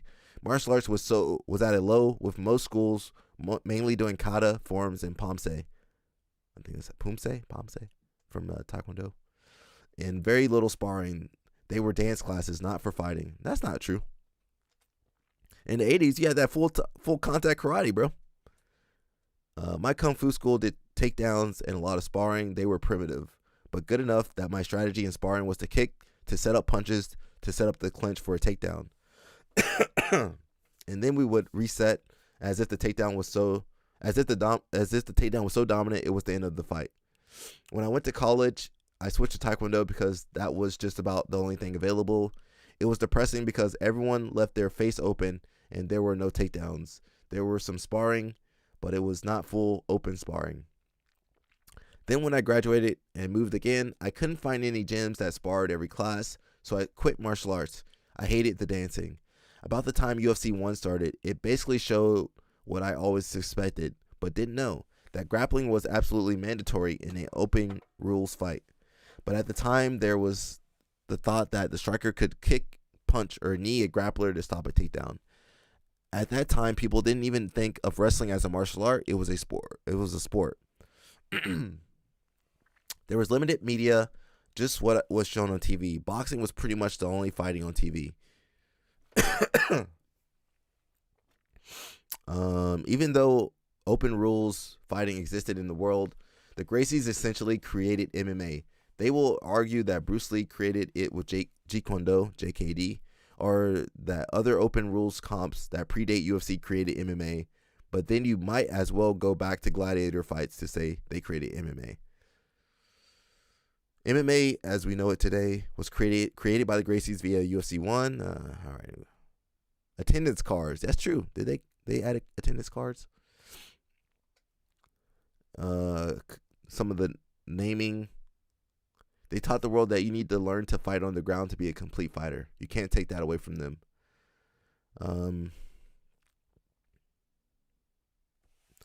What's the big difference between catch wrestling and BJJ? The close guard and marketing. Horion, oldest son, was charismatic and smart, and he is the reason jiu-jitsu is where it is. Catch wrestling, they do some groundwork, And to be honest, wrestling back in the day, at least folk style wrestling, did a lot more groundwork. Even in collegiate wrestling back in the day, or whatever wrestling they had, they did a lot more submission holds. And I bet you couldn't really tell the difference back in those days, because, the judo guys, Maeda, they would be fighting the wrestling guys in those circuses. And they're really, the line is pretty blurred as far as what is jiu-jitsu, what's judo, what's catch wrestling. Let's see. Balea asks, how tall is Helio? We're going to type it in and see. 5'9".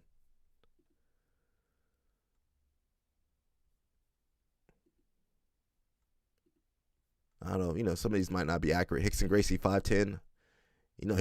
Hickson definitely shrank. Hoist Gracie, 6'1". Horian, 6'2".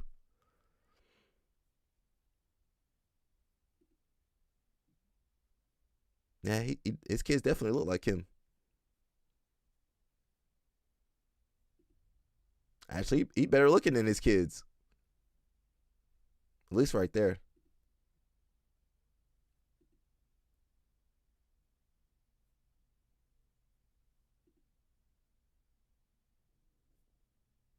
It's crazy how people age,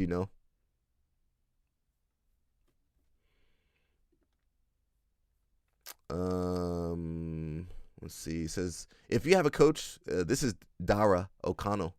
He says, if you have a coach that does all or any of the below, stays after hours to help with questions, goes to local competitions to help, goes to international competitions to help, takes time to offer personalized feedback after training with you or watching you train, takes time to send a message if they haven't seen you in a while. You have someone who is going far and beyond your monthly fees worth. These type of coaches are rare and should be appreciated. That's true.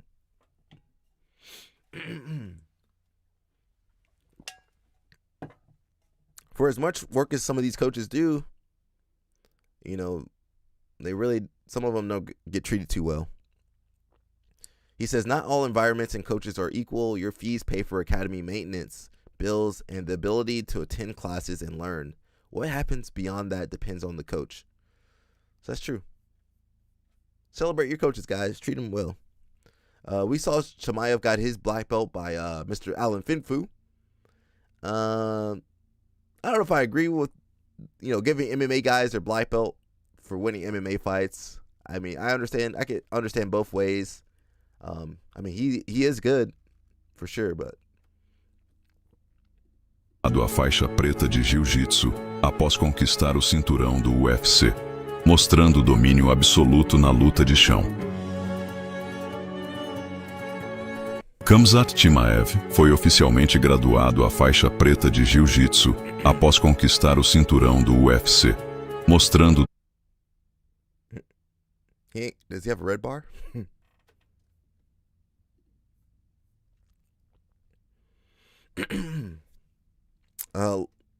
Talking about Chimaev, you have a post kind of related. It says, why you have to understand that entertaining does not mean exciting.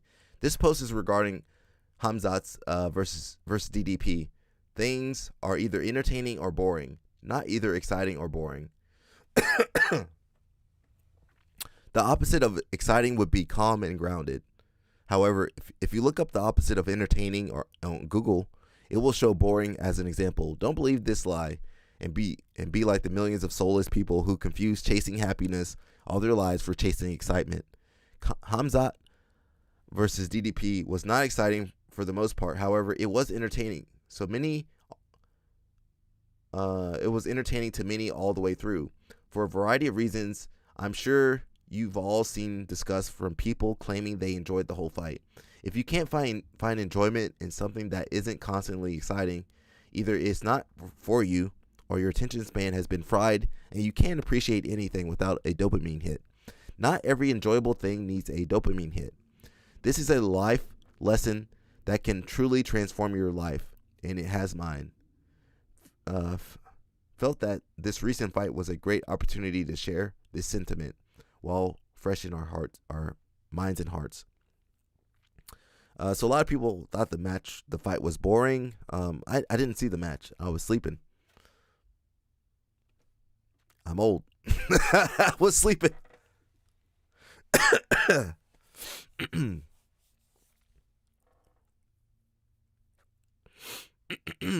Someone says, I just finished watching a Russian version of Anatomy of a Fighter videos before and after UFC 319. Here's the summary. The game plan was to wrestle with DDP and avoid trading punches with him at all costs. Isn't that what Bo Nickel didn't fight DDP, right? Or someone else fought him. Let me read that in a second. Hamzat's corner wants him to insert dominance and pressure, but not going for risky moves like submissions and finishes. After 3 rounds, Hamzat asked his corner if he can stand and brawl since he was 3-0. His corner said, go with the game plan and not risk it. Our goal is to win the belt. Hamzat recently kept on wrestling and said, oh, we are wrestling again. In post-fight UFC interview, Hamzat said, told reporters that he used to bully his sparring partners in the gym for 30 minutes to an hour, just being on top of them in crucifix position. That sounds terrible. Jason Whitfield says Helio's height is incorrect. It has been documented he was 5'3" to 5'5". Really? He was 5'3" to 5'5" at his tallest. Hickson was 5'9", and he was seen in pics with Helio, and he dwarfed him. Hoyler was 5'5", and they were the same size. We got to remember he got smaller. He got smaller though. It's possible. I know a lot of tall people that got small. Was it Madalena or was it DDP? I don't remember.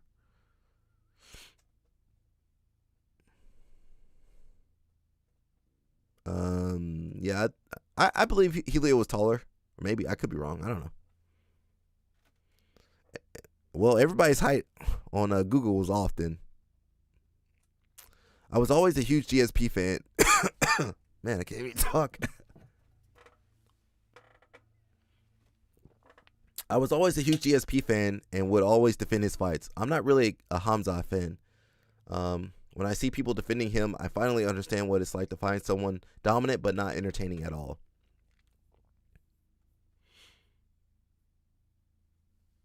It says, I'm a wrestler. Wrestling is entertaining. The reigning defending champion being unable to respond to aggressive punching or aggressive pressure and chain wrestling by the top contender for 21 minutes and 40 seconds of a 25-minute fight might be considered somewhat interesting, but it sure as hell isn't entertaining. Dreykus gave nothing in the octagon and let Hamzat cruise without ever getting into second gear, and it made for terrible watching.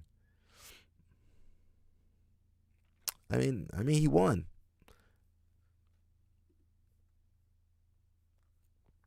Gordon Ryan says that was one of the most impressive performances in a UFC title fight.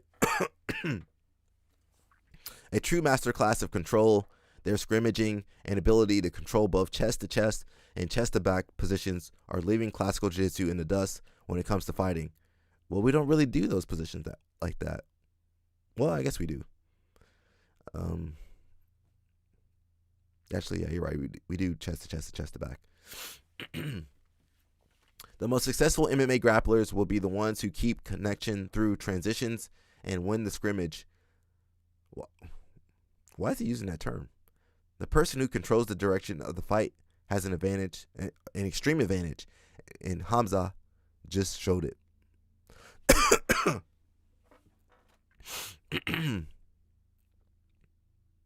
Stop trying to make scrimmage happen. It's not going to happen. Yeah, you're trying. That's the Danaher thing. It's also such an unintuitive name. I knew exactly what scrambling was referring to the first time I heard it when I was a white belt. I don't even know what scrimmaging means halfway through this thread 7 years later. Scrambling is the perfect word for scrambling. People don't like him using scrimmaging. I don't either. I think he gets $1 every time he says the word scrimmage. Bro came up with another word for scramble and think he's a genius. Low-key advertising his new instructional. Just missing a link under. I feel like a lot of people disregard the control. That control is a part of BJJ too. There's nothing within BJJ training and rule set preventing you from developing that sort of game. You don't have to be a wrestler for it. No one is forcing you to play X guard off your back all the time. Here's the thing, DDP, I DDP any type of game off his back. If DDP had any type of game off his back, he might have had a chance to get up. So it's worth learning to defend yourself off your back clearly when someone is better with top control.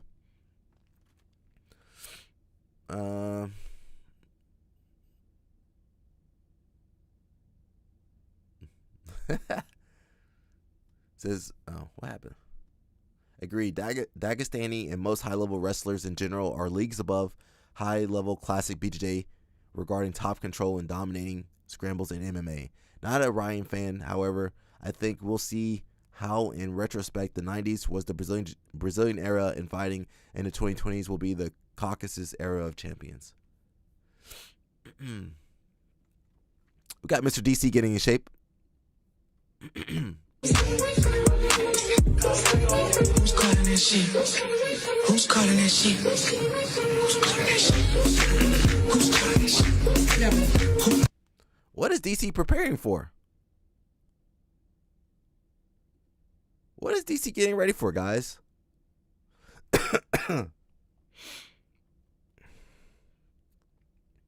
DC working out hard. Now, what about that diet, though? Lorisenko says, okay. You know, they friends. I feel like Balea knows Lorisenko. We got Mr. Isaac Dodeline. He's showing some cool techniques here from some of his tournaments.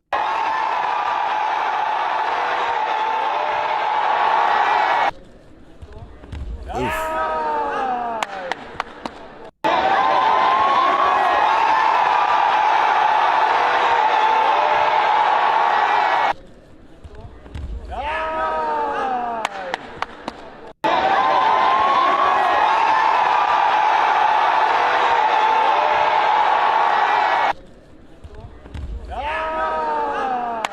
Mushmaster, yeah, he it's diet, man. Diet. His diet's been terrible for, I mean, DC used to be in good shape back in the day, his high school, college wrestling. That diet, you know, having all that belly fat, that ain't good. I know he enjoys food, but, you know, you can balance that out with some vegetables, too. So hopefully he takes care of himself. Yeah, maybe he did have a health scare. You know, Ben Askren had a major health scare. And several fighters, I'm sure. Carrying all that weight's not good, you know. It says PJ. I don't know if PJ Duke just won, but it says he's headed to the U20 finals, world finals. Didn't I have another video? Wait a second. Give me 1 second.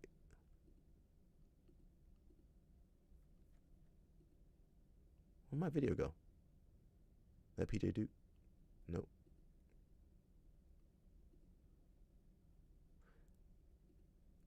Shoot, I thought I had a video of PJ Duke.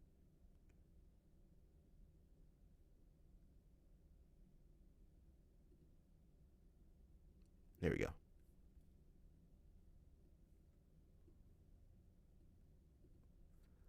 Oh, maybe we saw it. Did we see this already? Little jump round the back. This is what Duke did in the semi.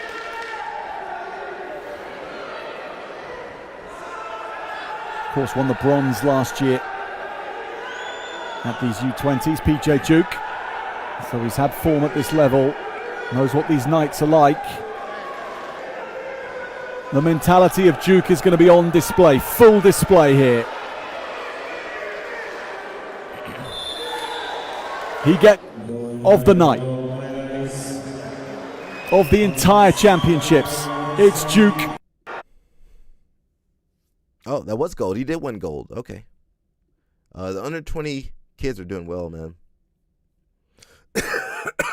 JC, you mean his arm? He had his arm, I don't know if it was dislocated or broken. I think he's good. Is that Tubby?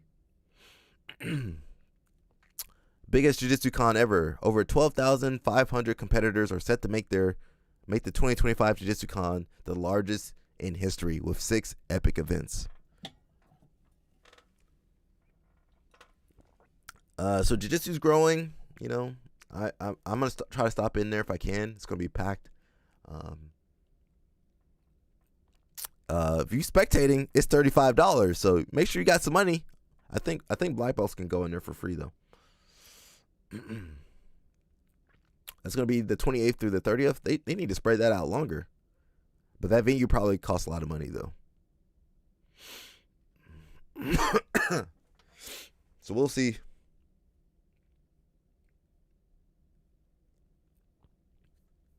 Should be fun.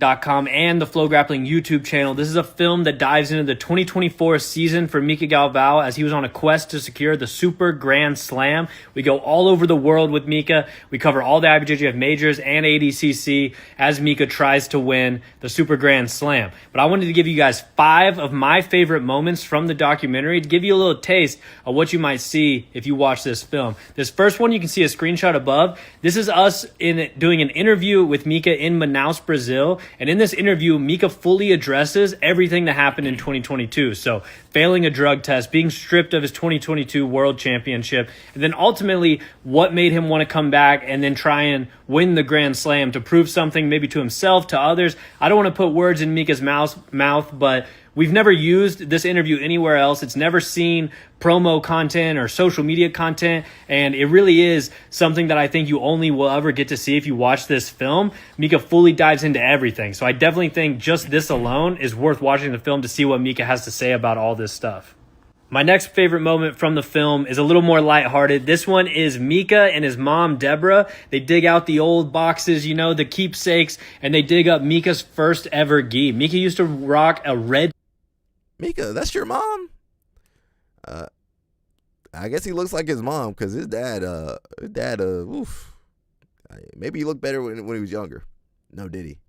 Gi whenever he started training jiu-jitsu. He was known as Mika the Cruel. He was a mean little kid. He liked to hurt other kids, and he did all of it rocking a red gi. I think it's awesome, but it's great hearing Mika talk about some of his roots, training in a red gi and the social projects. You know, he would talk about how his mom would sew it up for him after he would rip it in training and all that, but just a really cool moment seeing kind of Mika's first ever gi and seeing some more about the roots and the upbringing of how Mika became Mika.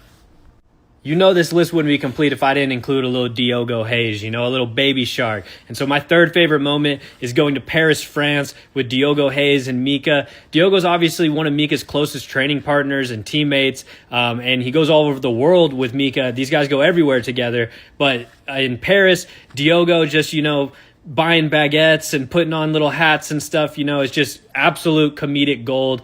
Diogo's a hilarious dude, so I thought it was great getting to see him in Paris in this one.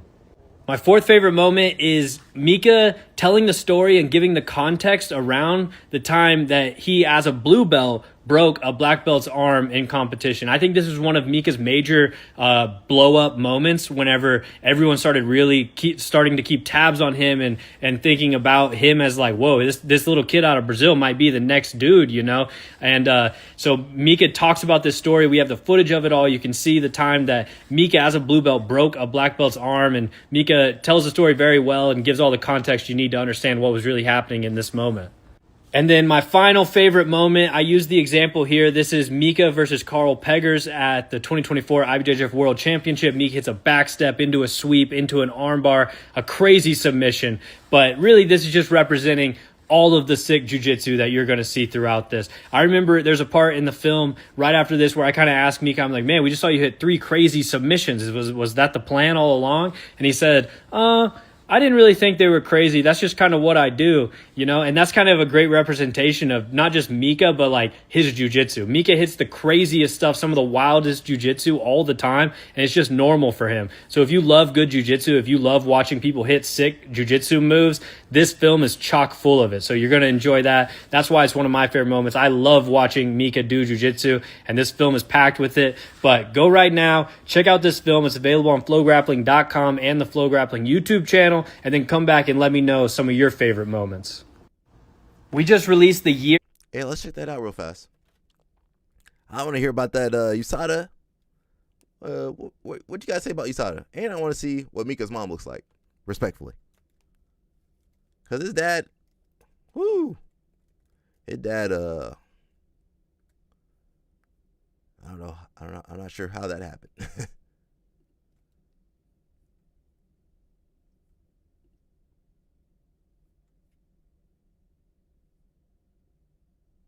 Where's Also got the Nikki Ryan mom. Why everybody putting their mom out there?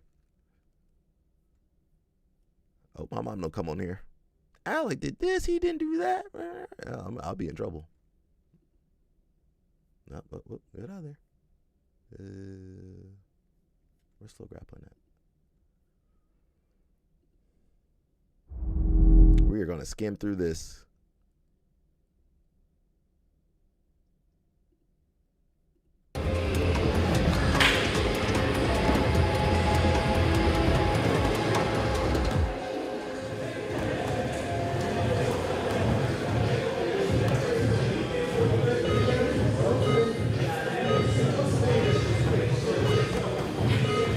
Aqueles que têm a mentalidade de aguentar. This in Portuguese? Where's the English? Consegue aguentar qualquer coisa. All right, that's Mika's dad. So his mom must be fine, respectfully. Let's see what's in your bag. What's in my bag? What you got in that bag, bro? What you got in that bag, Mika? This one is orange, carrot. Nah, 2025. I don't know if it's his year. Whose year would it be? Maybe Rosinski. It might be Rosinski's year. I think it might be the year of Rosinski. I mean, Rosinski had a good year. Adele had a great year so far. Let's see after CJI who's gonna have a good year. And beet juice, some vitamin C, some honey. I got a boombox, little Bible, my wallet, AirPods, charger, some pictures. Those are me and my girlfriend.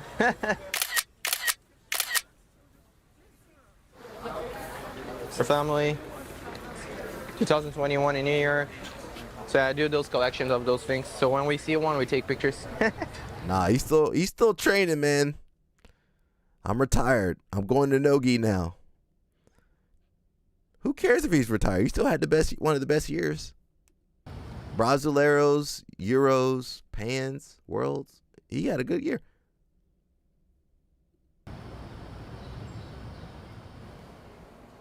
What do you do with these crazy lights, Mika? I don't know. He came off the pounds. From Honor, which is my check from BJJ Stars when I won the GP. My bottom. All right. Hello, Miss Deborah. Nice to meet you. My name's Alec. Huge fan of your son. Foi 2012, não foi? That was me just hanging on the training, just being lazy. All right. What's up, Miss Mika? Miss Gabal. Esse era eu sendo bem preguiçoso. Meio de adultos, né? E we're skimming through, guys. Essa tatuagem. First gi that I got, we printed Farah, which was the thing for the special forces. First, we're skimming through, guys. De época 1,5 toneladas de drogas. Oh, that's what his dad did. Fuzil, né? Pistolas. Prisões de 50, 40, 100, 200 quilos, com certeza existe muita violência. Oh, dang. Don't mess with Mika's dad.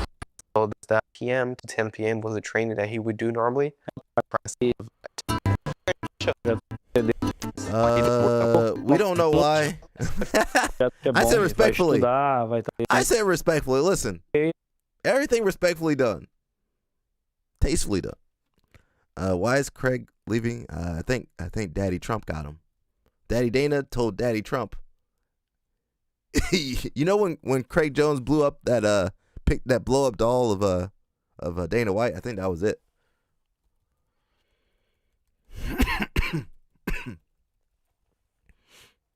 That's the video where he knocked the black belt out. Watch his knee. He just kneed him in the head and knocked him out. Where I was trying to go for a not the dude out. Then broke his arm.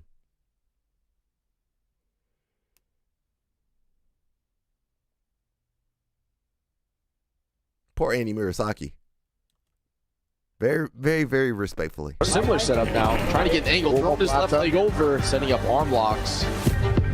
Well, Randy's playing a long game here. Sometimes it's not good to put the hands on the foot or the hands on the floor when you set someone's guard, but against Mick, I think this is a bad option. Otherwise, you're going to get your back taken. With patience again. He has that grip with his right hand on Andy's.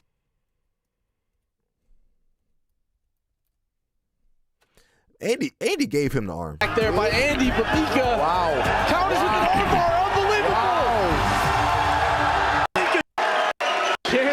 bar.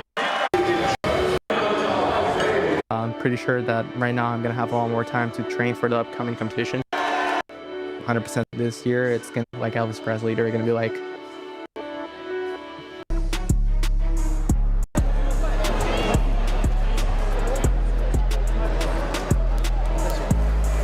The struggle is to keep the two champion belt pants jiu-jitsu.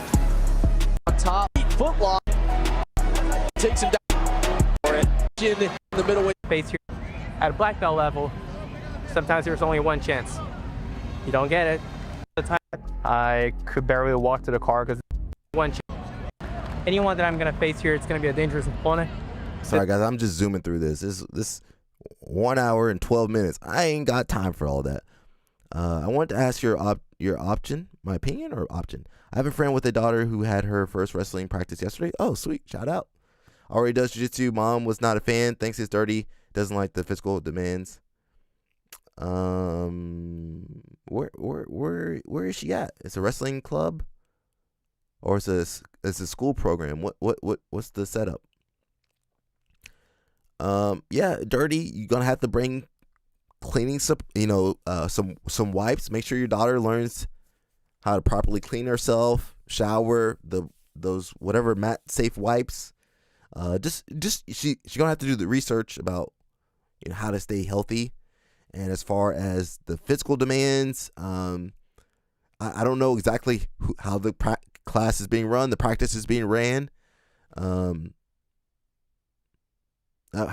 is the dad? How does the dad think? Maybe we're gonna need the dad to step in, or an uncle or somebody maybe to explain. Hey, this is it's a demanding sport. Jiu-jitsu, they be playing around, messing around, but in wrestling, you got a lot of conditioning. There is a little bit more physical demands. It is more physical, more conditioning, cardio. You doing 100 push-ups, that's normal in wrestling class. Don't just give up after one practice. Yeah, give it some time. Talk to the coaches. Don't just make a decision after one class. Let her try for a month, 2 months, maybe a wrestling season. Wrestling's not easy. Let her know that there's more opportunities for the girls.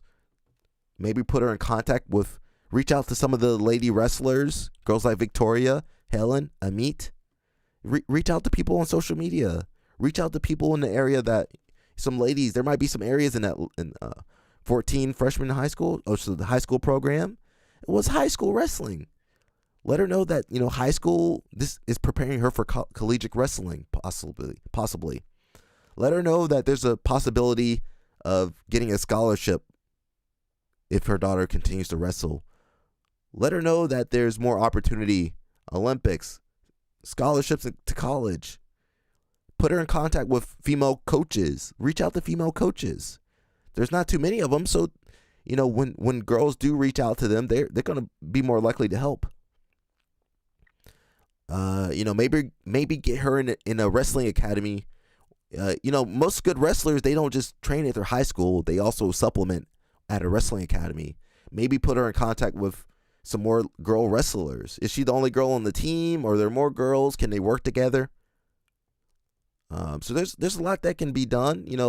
Sometimes the moms and parents, they overreact the first couple of times. Does the girl enjoy wrestling? That's an important thing too. Does she like wrestling? Is it something she can see herself doing? Don't just let your kids quit. And don't just pull your kid out of something if they're not, if they're enjoying it, don't just pull them out of it. I don't have all the information, yeah, I would find some female wrestling coaches, put him in contact with some of the girls, put her in contact with some of the other girls. There's some female clinics. Amit Allure be doing all female clinics. So yeah, there's a little bit of stuff you can do. Thing is, at a black belt level, sometimes there's only one chance. You don't get it, you lose it. And that was like the moment for me. He got his chance there at the Foot Lock. It was a tie 1. Popped a lot. I could barely walk to the car because the pain was so much for me. After I got home yesterday, I literally went to put ice on my foot and do a hot bath. And I was just like crying by myself there, just calling my girlfriend and saying, yeah, it's over. We're not gonna be able to do it. I thought about pulling out of pants because I couldn't stay in that much. My mom called me. I called the priest in São Paulo there. We had a quick talk and we decided that if for some miracle in the next morning, if I woke up and my foot wasn't as swollen, then I would go for the competition.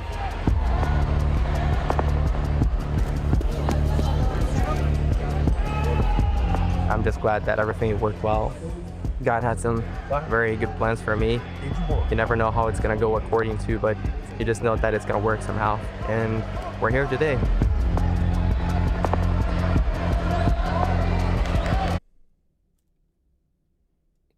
That was Victor here today. Oliveira.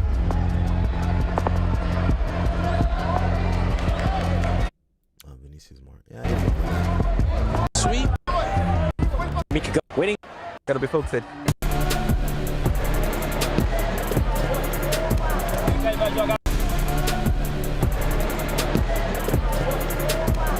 Vai jogar fechado, abre ele aí, abre ele. Agora, vem cá, aí, faz aquela. Up with a submission of the final, but it's a fight. You never know what's gonna happen. You just gotta be brave and sharp with your focus. He wanted this. Poor Andy. Andy can't get a break. Rematch. I'm zooming through, guys. I'm zooming through. I'm sorry. I'm zooming through it. And he gets tossing the out. Let me go back. I want to see that. Immediate rematch. Mika pulls guard. Andy controlling the sleeve. Mika trying to, oh my goodness. Takes the back. Immediate arm drag. Will he take the back here in the opening minute? And he conceding the position. He's locked in the body triangle. Pushing his way out, trying to come back up on top and face Mika. Mika adjusting the position. He's gonna get the 2 points.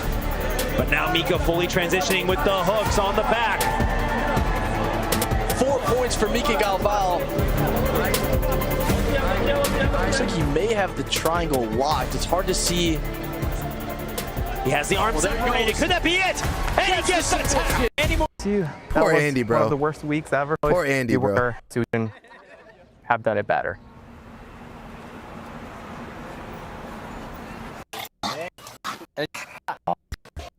Where you saw that, bro? I based my whole dream of shape, my whole dream of strength, all in cradles. No, I want to be strong as this guy now one day.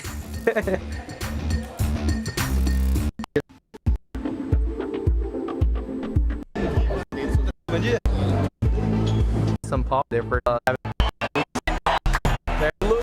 him. What's amazing. I'm sorry, guys. I'm zooming through. I want to just retribute what all of these people have given me. This energy, this love, this compassion, this support. I feel like it's my duty to do that. If it were just for me, I don't think I would have been able to be where I am today. So I just work for for them. I work for my team. I work for my family. I work for those who are watching out outside, and it's something that I give it to them. It's my reward just to see them happy. I'm happy for him because about last time, about doping and all this stuff, and then he come back. I don't want to hear about doping from you, bro. Your voice, bro. Get out of here, Baby Shark. And that don't mean they stopped doping. They didn't. What does that mean? You got caught once. Did you just stop? Baby Shark. Yeah, I want to see them test Baby Shark too. Win everything, European, Pan, Brasileiro, and now he going to do wars with no surprise because everybody knows how big Mika is.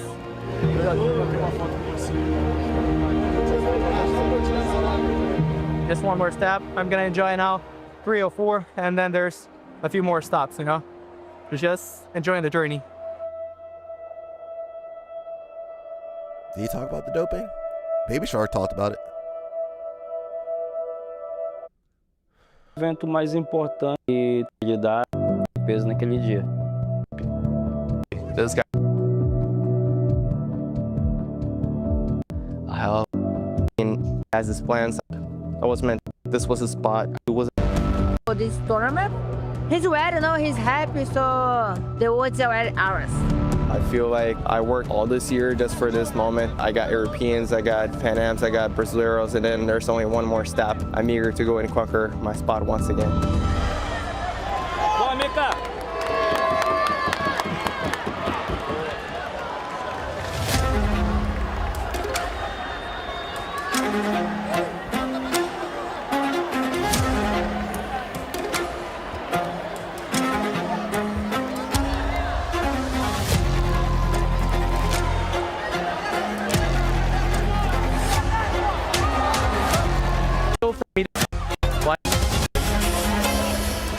Guys doing stand-up takedown for me was good to track. Yo, Victor Oliveira is still out there. My man, Victor Oliveira.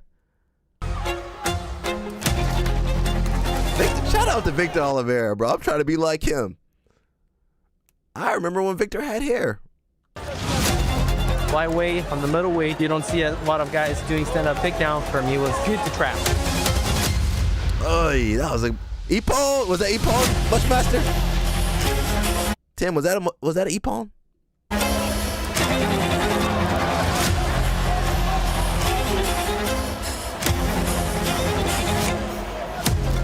From the single leg, I threw like a fake for him to try to come up a little bit, which opened the space for me to cross my shin over the shoulder and then get the reverse triangle, which is something I love to do both in the gi and no gi.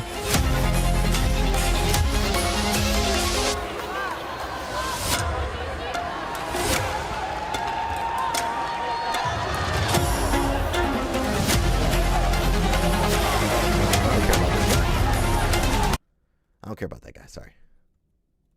Where's the doping? And he fight Andy Gant? Oh no, Pedro Maia.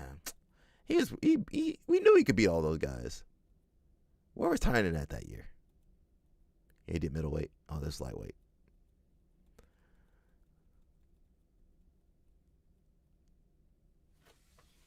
Poor Andy, bro.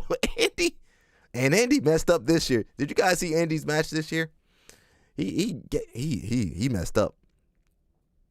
Have you seen the series of videos Spencer Cornella did about Money Turd? I haven't been watching. Mika is him. Next up, we've got our lightweight final. Andy Murasaki taking on Mika Galval. Third, these two. He did in the middleweight division at the 2024 Europeans and the 2024 Pans. Now they meet in the lightweight division. Poor Andy, bro. Mika Galval, if there's one thing we can say about him, do not blink. Just a split moment, he can find an opportunity to end the fight. Andy Murasaki is locked in. I don't think there's a man on this planet more motivated to beat Mika Galval than Andy Murasaki. And Mika Galval being very aggressive here, opening up. Andy double sleeve control, lasso with his right leg.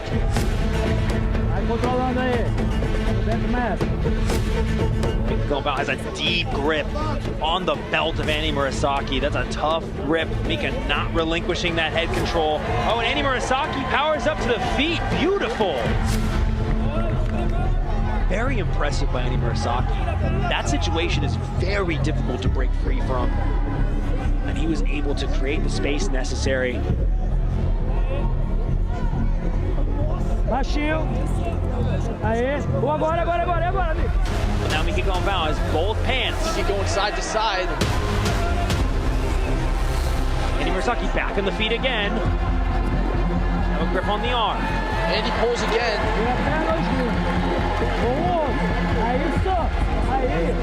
Under 3 minutes. He can try to get his right foot free. There he goes. Now trying to spin. Look for that underhook on the leg. Mika steps out. Now inverting. But in the process, nearly gives it the head control again. Mika Galvão. Slides his knee through. Forces Andy to his knees. Oh, the arm-in guillotine. Andy trying to stay alive. This could be tight, Danny. Seems as though Andy has a little bit of room to breathe. He's able to get out of danger. Might end up on top. 2 points for Andy Murasaki. Now Mika Galvão, he is up by 2 advantages. 1 minute, 40 seconds to work. And Andy Murasaki past the guard of Mika Galvão. Gonna need to get real active here with only 45 seconds.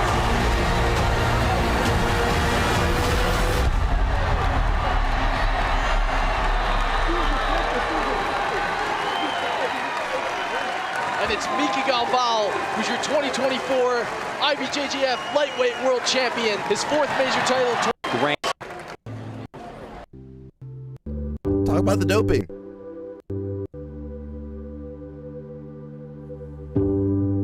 He's like, I really won this time. I mean, I didn't win the last time, but he won last. Well,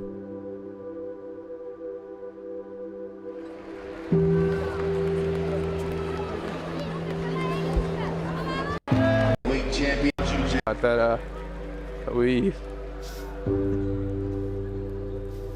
it's just that we was a friend yesterday, and he was such a phenomenal guy. He was like super young. He still had a kid, and let me get out of there. Talk about the doping. It's too short. Wear a beard bag. My mom's watching me there. Up this medal. At this moment. Manaus, the one that ever was this whole rap. Mika Galvão, it's a super hit on. Look at that ankle pick, right to the back. Mika, history of the IBs is. What does your time pass it? Be back in the frame and stuff. So being didn't talk about the doping. But not need and complete my mission here on Earth. He just said they were going to talk about it. Wait a second. Did he not talk about the doping? That's the only reason I watched this crap. I mean, it's not crap. Flow grappling, it was actually really good. Good job, Trey. Wait, here we go. Let me go back. You gotta work hard.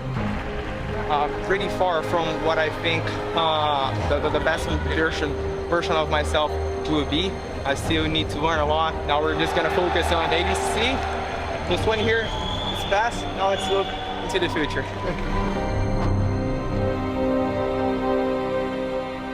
Okay, I mean, of course, the dad is to blame.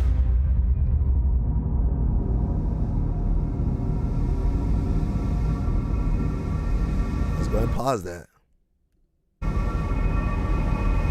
Shortly after the World Championships, Mika Galvão tested positive for a banned substance. He accepted a 1-year suspension from IBJJF sanctioned Why only 1 year? 1 year? You guys think Mika stopped doing whatever he was doing? Man.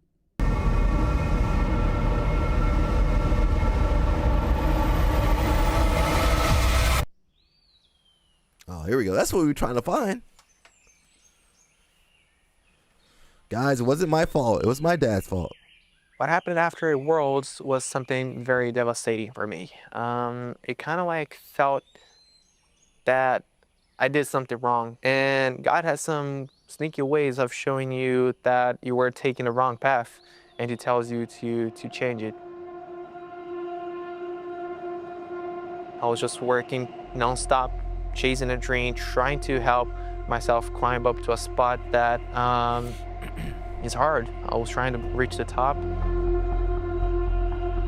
When I went to US, they told me that my testosterone level was very low. They said that they could help me up just to bring it back to normal. For me, I didn't understand a lot. I was 17, I was just trying to compete, and I put my trust into the doctor at that time, and I think it was a mistake. The truth is, Jiu-Jitsu is still a sport that is very amateur. We don't have a lot of concern about talking about anti-doping. For example, that athlete is considered 100% responsible for anything that goes into your body. And at the time, I didn't know. I don't use anything illegal.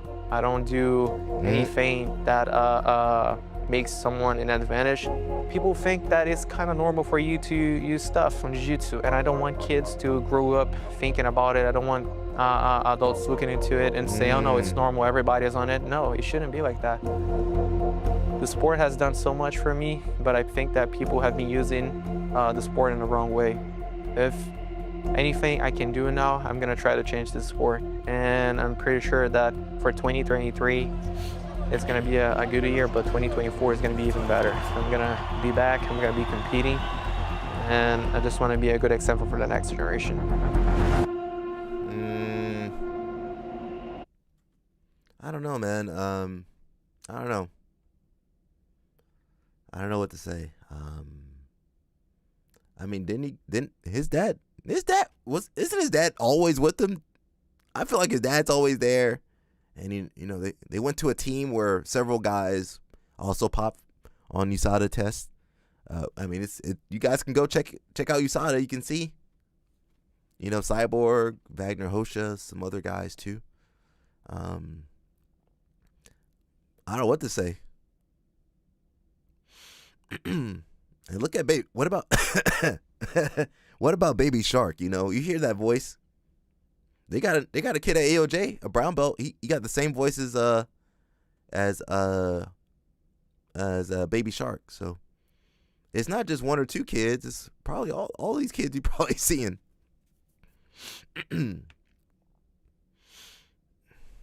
I can't wait. I can't wait for some of these schools to fall apart. I can't wait for these schools to fall apart. I'm gonna make some content. I'll be here. Low test at 17. Yeah. What kind of... Your testosterone at its peak at 17. 17, 18, 19?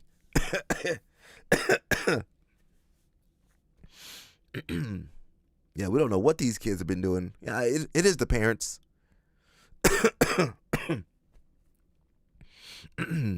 But a lot of times the parents, they're leaving their kids with these coaches. They know what's up. When they say they're trying to change the sport, what steps are they taking to change it? Craig Jones is the only one who kind of helped change BJJ. Craig has been pretty transparent with trying to get athletes more money. People like Mikey, they say they're changing the sport. I can't name one tangible thing he did to change the sport. Now, he might partner up with some shady individuals and make a lot of money off of it, but I can't for the life of me see how he's changing the sport for the better a lot of times. Mikey, I don't know what to say. I remember his dad said he was on test booster because he has low test. Yeah, that test booster is illegal. It is not. It's a banned substance. When guys go to fight sports, they come back looking like Super Saiyan. Yeah, high blood pressure and everything too.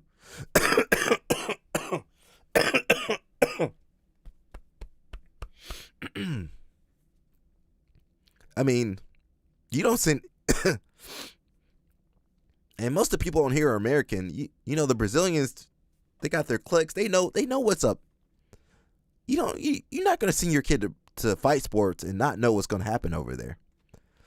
In Miami, at fight sports, you know what's gonna happen. You send a kid over. Why would you send your kid 16, 17, 18-year-old kid to Miami to fight sports and think everything gonna work out? I mean, Wagner and Cyborg both got busted by USADA.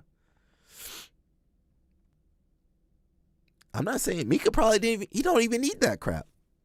All these guys, they would do, they probably wouldn't be beating everybody like they do now, but they would still be good. They'd be on my level. If they didn't have that crap, they'll be on my level. They'd be decent, maybe not winning worlds or placing at worlds, but they would still be good.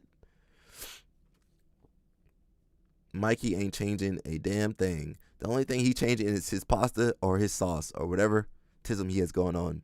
Somebody claimed Mikey was taking some estrogen blockers too. I don't know how they found out about that. Somebody was claiming Mikey was doing some stuff too. But that might be hearsay though. Allegedly, Mikey, don't come after me, bro. To me, it's gross, but if you're an adult, then I guess whatever. It's the kids that really bother me. Yeah, well, it's all these kids.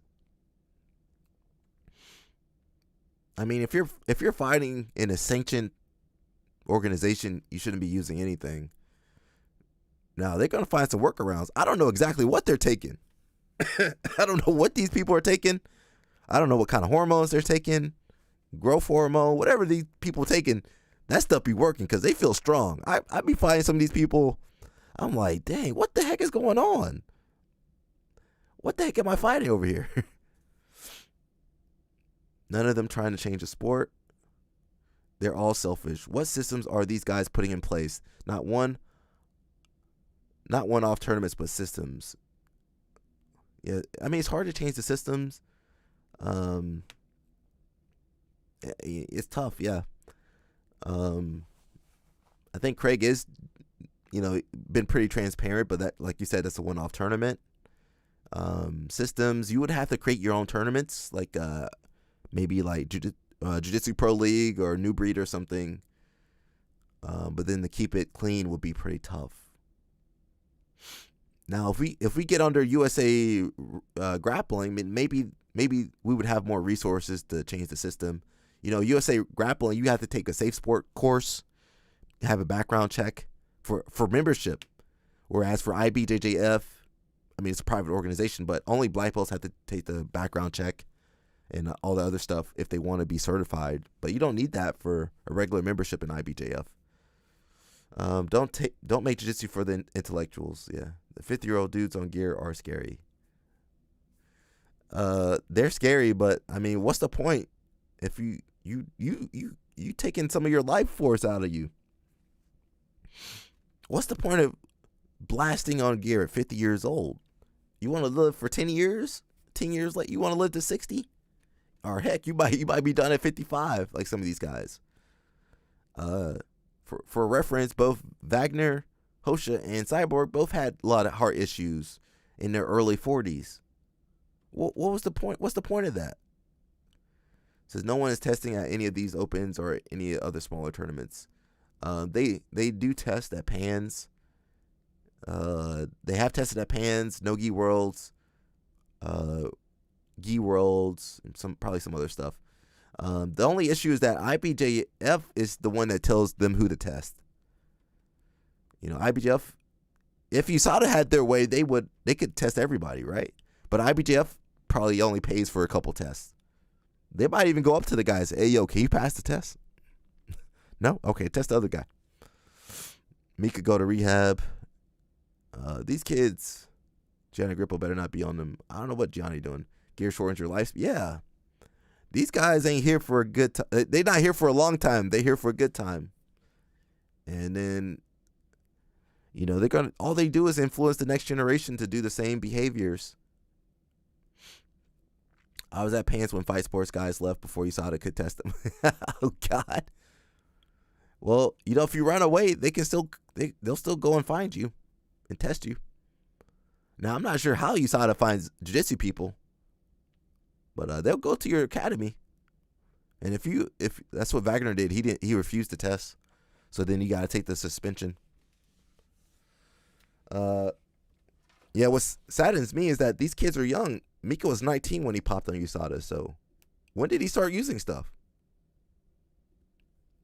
All right. And when did he stop using stuff?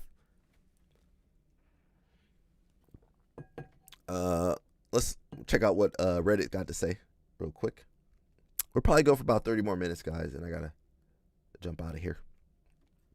Who else live streaming for 3 hours, man, on jiu-jitsu?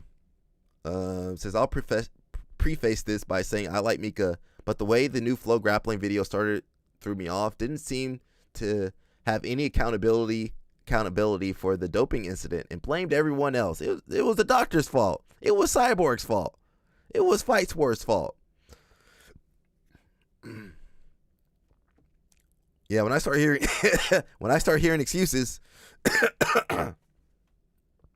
was that Pans or Worlds? They said they had to catch a flight. Romo Gracie streams 4 to 5 sometimes. Is that a real person?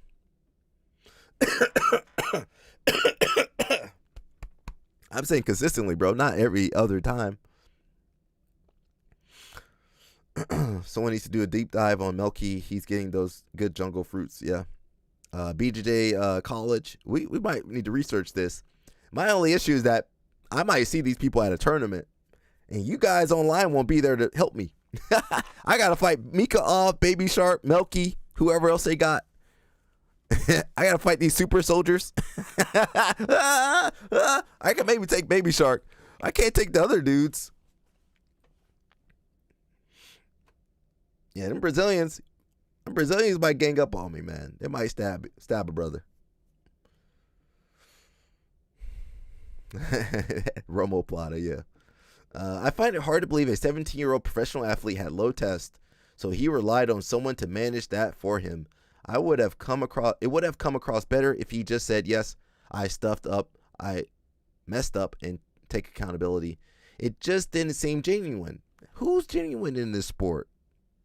Who's really genuine in this sport? I feel like I'm genuine. I could be, maybe I'm wrong. I feel like I'm pretty genuine. He's just a kid. If I was an adult managing him, I would have advised more authenticity. I haven't followed this in every minute detail, but the first few minutes were pretty cringy. Any thoughts? Flo Grappling, Reddit's coming after you, Flo. I just remember the podium photo with only the third place guy there, and I think it was Victor Hugo. Yeah, so first and second they had to go catch their flight. Sorry, USADA, my flight is taking off right this minute. I know I was about to stay and get that medal, but now that you're about to test me, I gotta go. I had similar thoughts, but I think this clip of him at the start is an interview from just around when he popped. So he was still like 19. Excuses. I think it's completely fair to say that as a teenager, you are going to blindly follow your coach and father. The blame here lies pretty strictly with Melky. Agree. No one likes to be lied to. It's gross and shameless to make it sound like low T are obstacles he overcame through legitimate medical intervention. And it's extremely obvious that he isn't on a dose to simply bring him up to normal levels. I don't care, as all pro athletes do that sort of stuff, but yeah, it's gross being lied to nonetheless. I think his father is a POS, and Mika is just trying to get good at his thing. Remember when he won ADCC and started crying, apologizing to his father for not being enough? It was right there on the mat, not even like backstage after processing emotions. As doping bans go, he got the light tap on the wrist. 1 year, that ain't nothing. This is a sport where we've basically accepted PEDs as part of normal preparation. You go to ADCC Open, them dudes be on all types of stuff. You're like, what the heck am I fighting? This ain't a human being. What is that? I can't muster any particular outrage over Mika when the heavyweight division at most big competitions looks like an incredible Hulk casting call. The shocking thing about Mika's positive test was just how young he was, and the fact that his dad was the one guiding him to take and giving him PEDs. Mika's not the only person. Anybody at BJJ College might be. USADA, can you go to Brazil and test? They can't go to Brazil and test those people. Says, thought the exact same thing, brother. Flow Grappling as an entity is a bunch of. Flow Grappling, I like you guys there. I'm reading what they're saying, not me. This ain't coming from Alec. It's coming from the dude on Reddit. Flow Grappling is a bunch of steroid apologists. They put up big events with athletes who just had USADA sanctions placed due to drug test failures. Hosha, Cyborg, more. They honestly are around for clout, but not for the appropriate and fair development of the sport. They couldn't give less of a crap about the direction and culture of the sport. They're a bunch of shills. That's him, not me. And I have to cut back nearly all of my watching of grappling as a boycott to their takeover of streaming. Bring back Budo videos. God, dog. All right.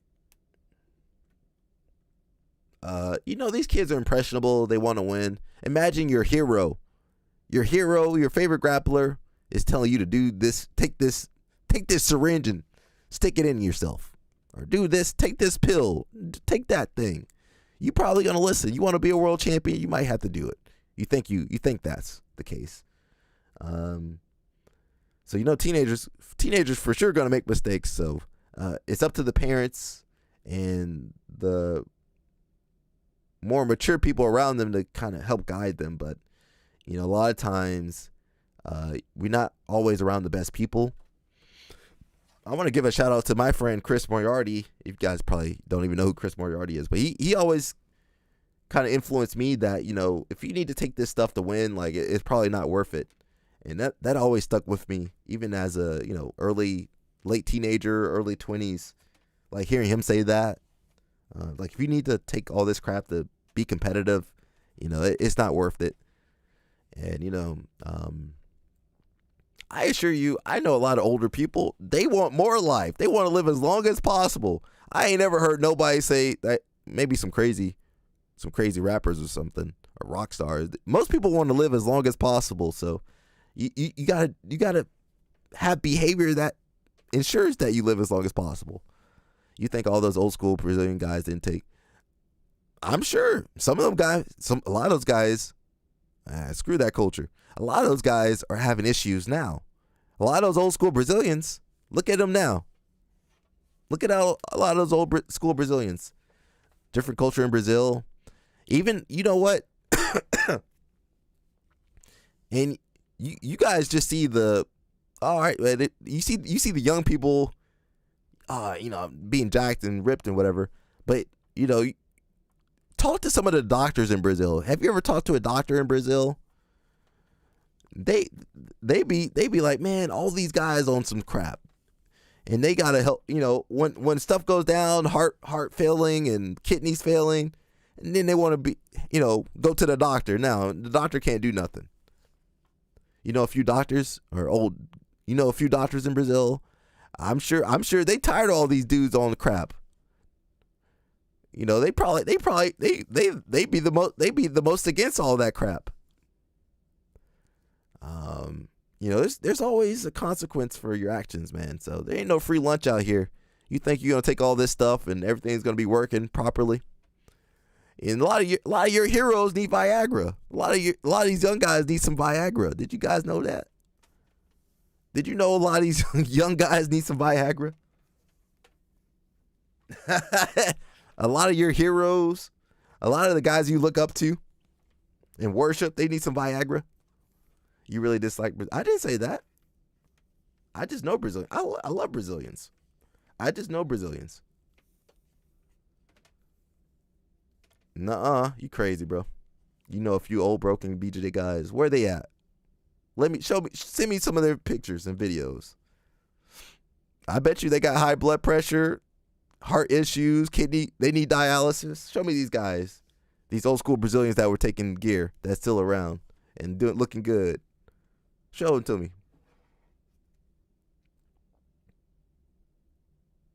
Send it to me on my social media. Oh, you're joking? Okay. Where's Andrew at? Oh. Sorry, Xander. I was going off, bro. I'm riled up. Don't come after me when I'm riled up, bro. We got Mr. Hodger Gracie. Hodger said he never used nothing. Right, Hodger? Finishing writing the book, so I'm here in the studio recording the audiobook on my voice. So be prepared to listen to a Brazilian speaking, reading in English. Like, I'm super excited, something very different. Very pleased with the way the book came out. And it's, as you can see, the warrior mindset. I think I'm trying to put what made me inside the mats, what Jiu-Jitsu helped me to become the person I am. I'm trying to put all of the stories, all my secrets in the book, so don't miss out. Play the beginning one more time.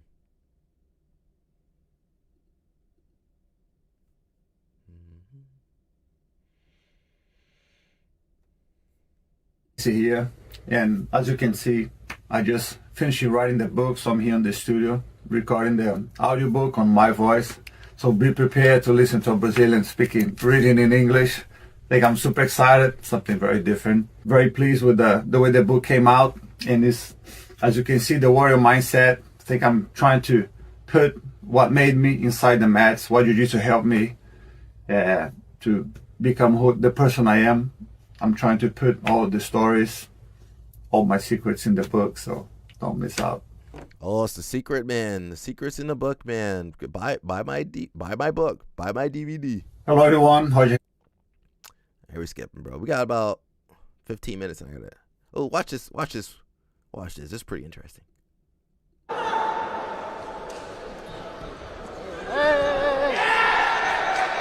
On Monday, Tokyo 57 Warriors, Sumit Malik India, Orin Sakamoto Japan. Okay, stop. Ah. Only control, 2 point blue, challenge lost.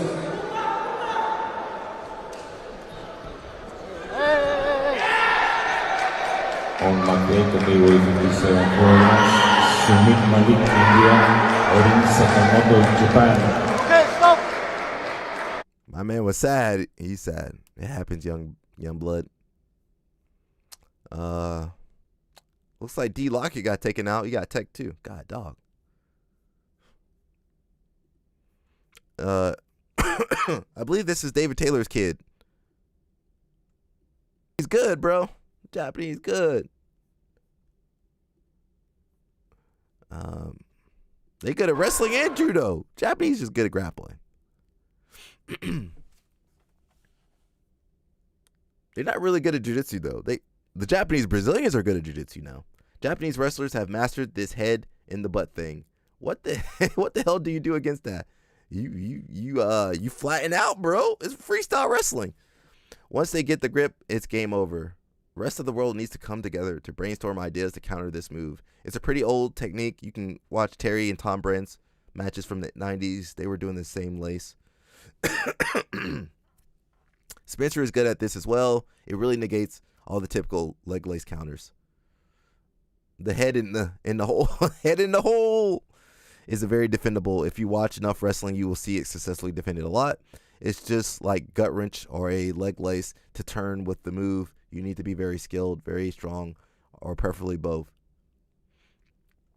Man, them Japanese guys good. You know, I got to wrestle in Japan a little bit. They were good too. I don't want to read that. I want to read that.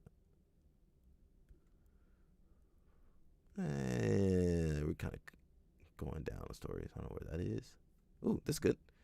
All my people that need some recovery, drink some chocolate milk. Food for athletes for these 3 reasons. It's more hydrating than water by 275% thanks to its electrolyte content. And it delivers the perfect carb to protein ratio for recovery, refueling glycogen and rebuilding muscle. And is one of the highest quality proteins you can find, loaded with both whey and casein. One study found that young athletes drinking chocolate milk had 4 times the strength gains than the placebo. If you're well trained, don't expect those gains. But chocolate milk still hits all 3 recovery pillars. And it's cheaper and tastier than most supplements. Check the caption for the best chalky milk options. Chocolate milk is a superfood for athletes for these 3 reasons. It's more hydrating than water by 275% thanks to its electrolyte content. And it delivers the perfect carb to...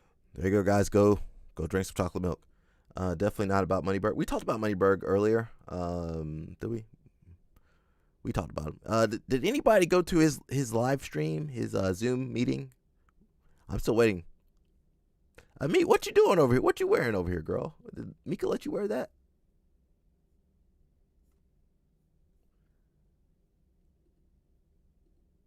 So when my kids say they never want to try wrestling or jiu-jitsu, that's how it works. Your kid gonna do something crazy.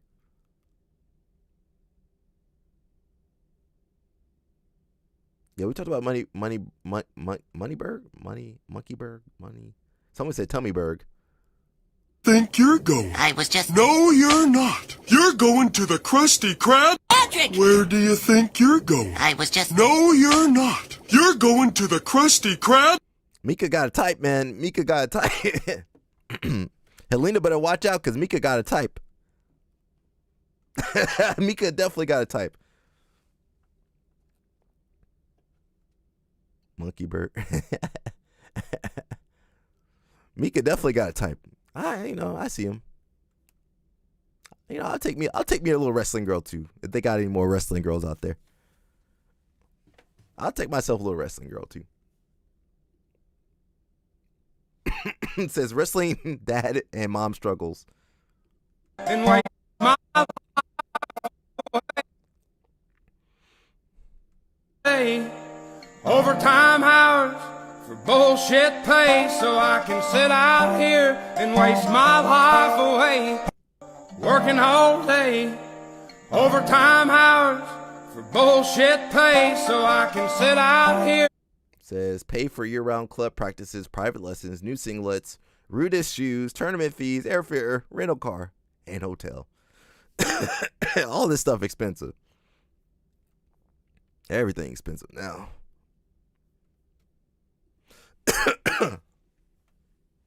Don't call me that. Don't call you that. Don't call you what? You just call me Baby Creed. So don't call me that. Hey fam, dig this. I was showing you love, man. You guys know David Carr, his dad was Nate Carr, I believe. Placed at the Olympics. Creed. Don't call me that. Don't call you that. Don't call you what? You just call me Baby Creed. So don't call me that.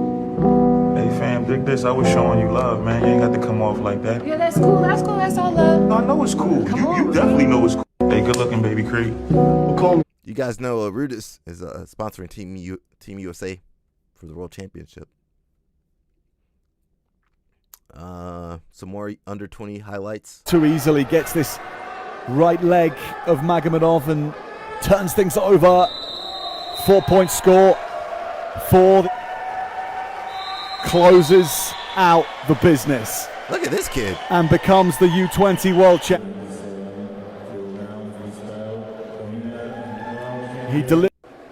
Rodemaker moves in all too easily, gets this right leg of Magomedov and turns things over. Hey. 4-point score for closes out the business. It would be crazy, like, say you took all the American wrestlers and put them into judo. Wouldn't that be pretty exciting? Let me go back. We basically covered all my stories today, bro. We covered it. Well, I did jump out a lot of stories. Let's hit YouTube one more time, see what we got on YouTube.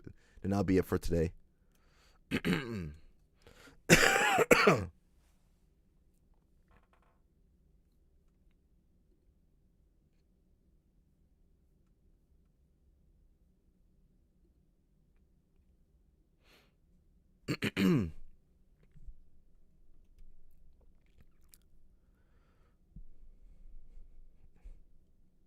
Yeah, we got jiu-jitsu.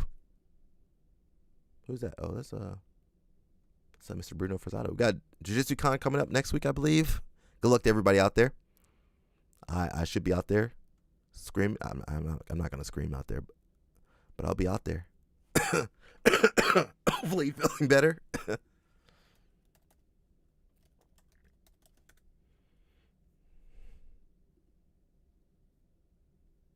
It's been pretty dry over here on Flow Grappling. Oh, let's listen to this. Gable Stevenson. You know, obviously it's not every day we get an Olympic champion to come on the show. And so that's not me. I'm not the people Olympic champion. who don't know what that's like or you know, have never accomplished anything like that. Could you wax poetic for us a little bit on what that moment was like? We all watched you obviously win in dramatic fashion, incredible match. What was that moment like, you know, realizing your dream and becoming an Olympic champion? Man, first, it's just you grew up like my name's Gable Dan. I'm named after Dan Gable, and Dan Gable won the Olympics in I believe 1976. He went unscored upon, and so I kind of have the same story as him from NCAA to Olympics. So when I went out there and won the Olympic gold medal, it was crazy because you see a lot of game-winning shots from LeBron, from Michael Jordan, Messi and Ronaldo scoring the tiebreaker goals in the World Cup, and to have that highlight finish that people always remember is really crazy, and you never really think that'll happen to you until it does. And then I still don't really even feel that it was real to this day, but I watch it back and I still get the goosebumps, and I still feel like the hair on the back of my neck stand up. And so just crazy to say that in 30 years they're going to play that back and be like, wow, this is probably the best finish of Olympics of all time. Absolutely. Absolutely incredible. Just a couple more questions while we have somebody here who's achieved at the highest level. You talked about working out with Gordon Ryan. You talked about working out with John Jones. That's 3 guys who have all achieved at the highest possible levels of what they do. Having had the chance to all work out together, do you feel like there's something in common with the way you guys work out or approach your sports? What is that secret sauce that you're feeling there that's like letting you guys achieve at an even higher level than the people who achieve at a high level? You know what I mean?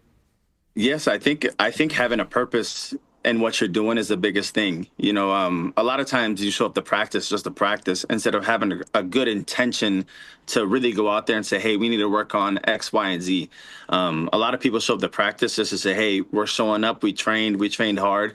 But instead, why not come to practice and say, hey, we're going to train hard, but also I'm going to keep my eyes and ears open to be around the best, to circle yourself soon to be the best, and have that connection to always call on somebody and be like, hey, I think you need to do this better. And I think we as a whole, as a group, need to do this better too. So I think whenever we got into that practice room, it was always asking questions. There was no ego. There was no Gordon's the best, John's the best. Let's have a 5-minute match to see who's really the best. It was always, if Gordon scored a takedown, man, great job. I'm going to learn from it and keep moving on. If John kneed me in the face, it was, how can I not get kneed in the face the next time to make sure I can get to be the best? So that was where we all clicked, and there was no who was the baddest in the room. It was always, hey, 7 o'clock, let's be there and let's do an hour and a half. And after, if we had more time, keep going. And that's where we excelled. And I think that's where John and Gordon and myself gained the biggest ground throughout that camp.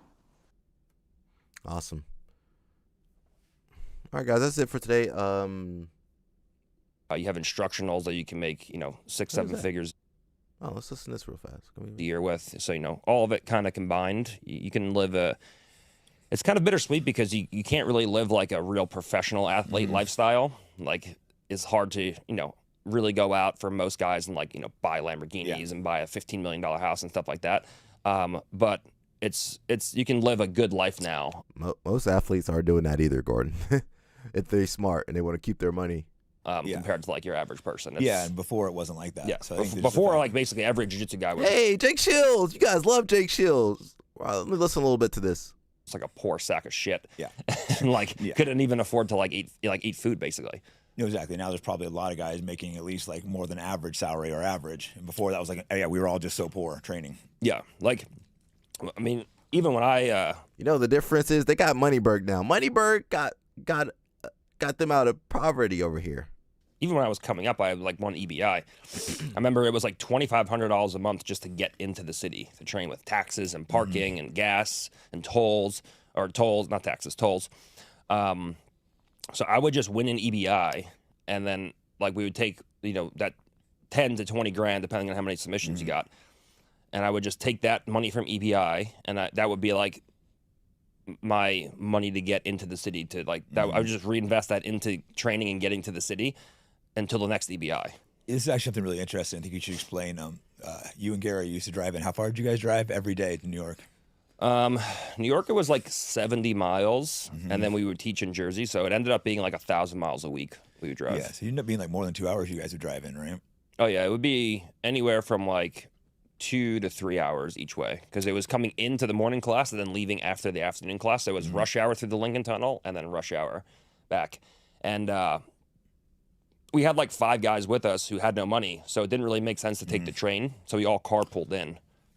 Yeah, and that was miserable. Everyone complains about the traffic in Austin. I'm like, it's not the Lincoln Tunnel. I have no problem with this. But it just shows you did that for years. It shows if you really want something, the dedication. People make so many excuses in life why they can't make it. But if you really want something, you're going to do it. Like I said, you're going to drive 3 hours each way. You guys would stay there all day. You'd get the gym. It was 7:30. We'd get there, train, eat lunch, nap on the mats, train again. And then Gary would usually go do sparring after that. It just shows if you really want something, you make it happen. Yeah. People have so many freaking excuses. Yeah. I think it's actually Bill Gates who had a really good quote. He said that most people overestimate. Yeah. When you're young, he ain't got nothing better to do. What was he gonna do? What was he gonna do back then? He had nothing to do. He was bored. He had to go train. So Yeah, that's it, guys. Josiah said, well, put some money on it then, Josiah. Put some money that Gianni Grippo going to win. Put some money on that. That's basically it for today. We covered a little bit about Moneyberg. We waiting to see what he said at his Zoom meeting. We don't know, so hopefully we figure that out. We did talk about Craig Jones. He talked about the struggle of keeping everybody not only entertained but organized for this show. We talked about the Brazilian dude from Checkmat destroying people's legs. If you're out there, don't sign up. Don't do that. Don't do no tournament for $1,000 if you ain't ready for your leg to get broken and shattered. We talked about some other stuff too. Mika Galvão, the doping scandal, which he didn't really talk about, but yeah. A lot going on in this sport. Under 20 World Championship, the senior World Championship in wrestling going down. I'm not sure what judo's got going down. We need Mushmaster to tell me what was happening in the judo world. And jiu-jitsu world, we got Jiu-Jitsu Con. 11,000 people, 12,000 people going to be there. And of course, CGI. So I'll keep you guys updated. We should be back on tomorrow. And remember, today was Handsome Tuesday, so do your best to look handsome. And okay, go ahead and get that apology ready, Ben. That's basically it, guys. If you want to support the channel, just let people know about the live stream. That goes a long way. And just stay healthy. Stay away from all that crap, that bull crap. You guys saw Cormier getting in shape, so I want you guys to get in shape too. And that's it, guys. Peace out. Stay out of trouble.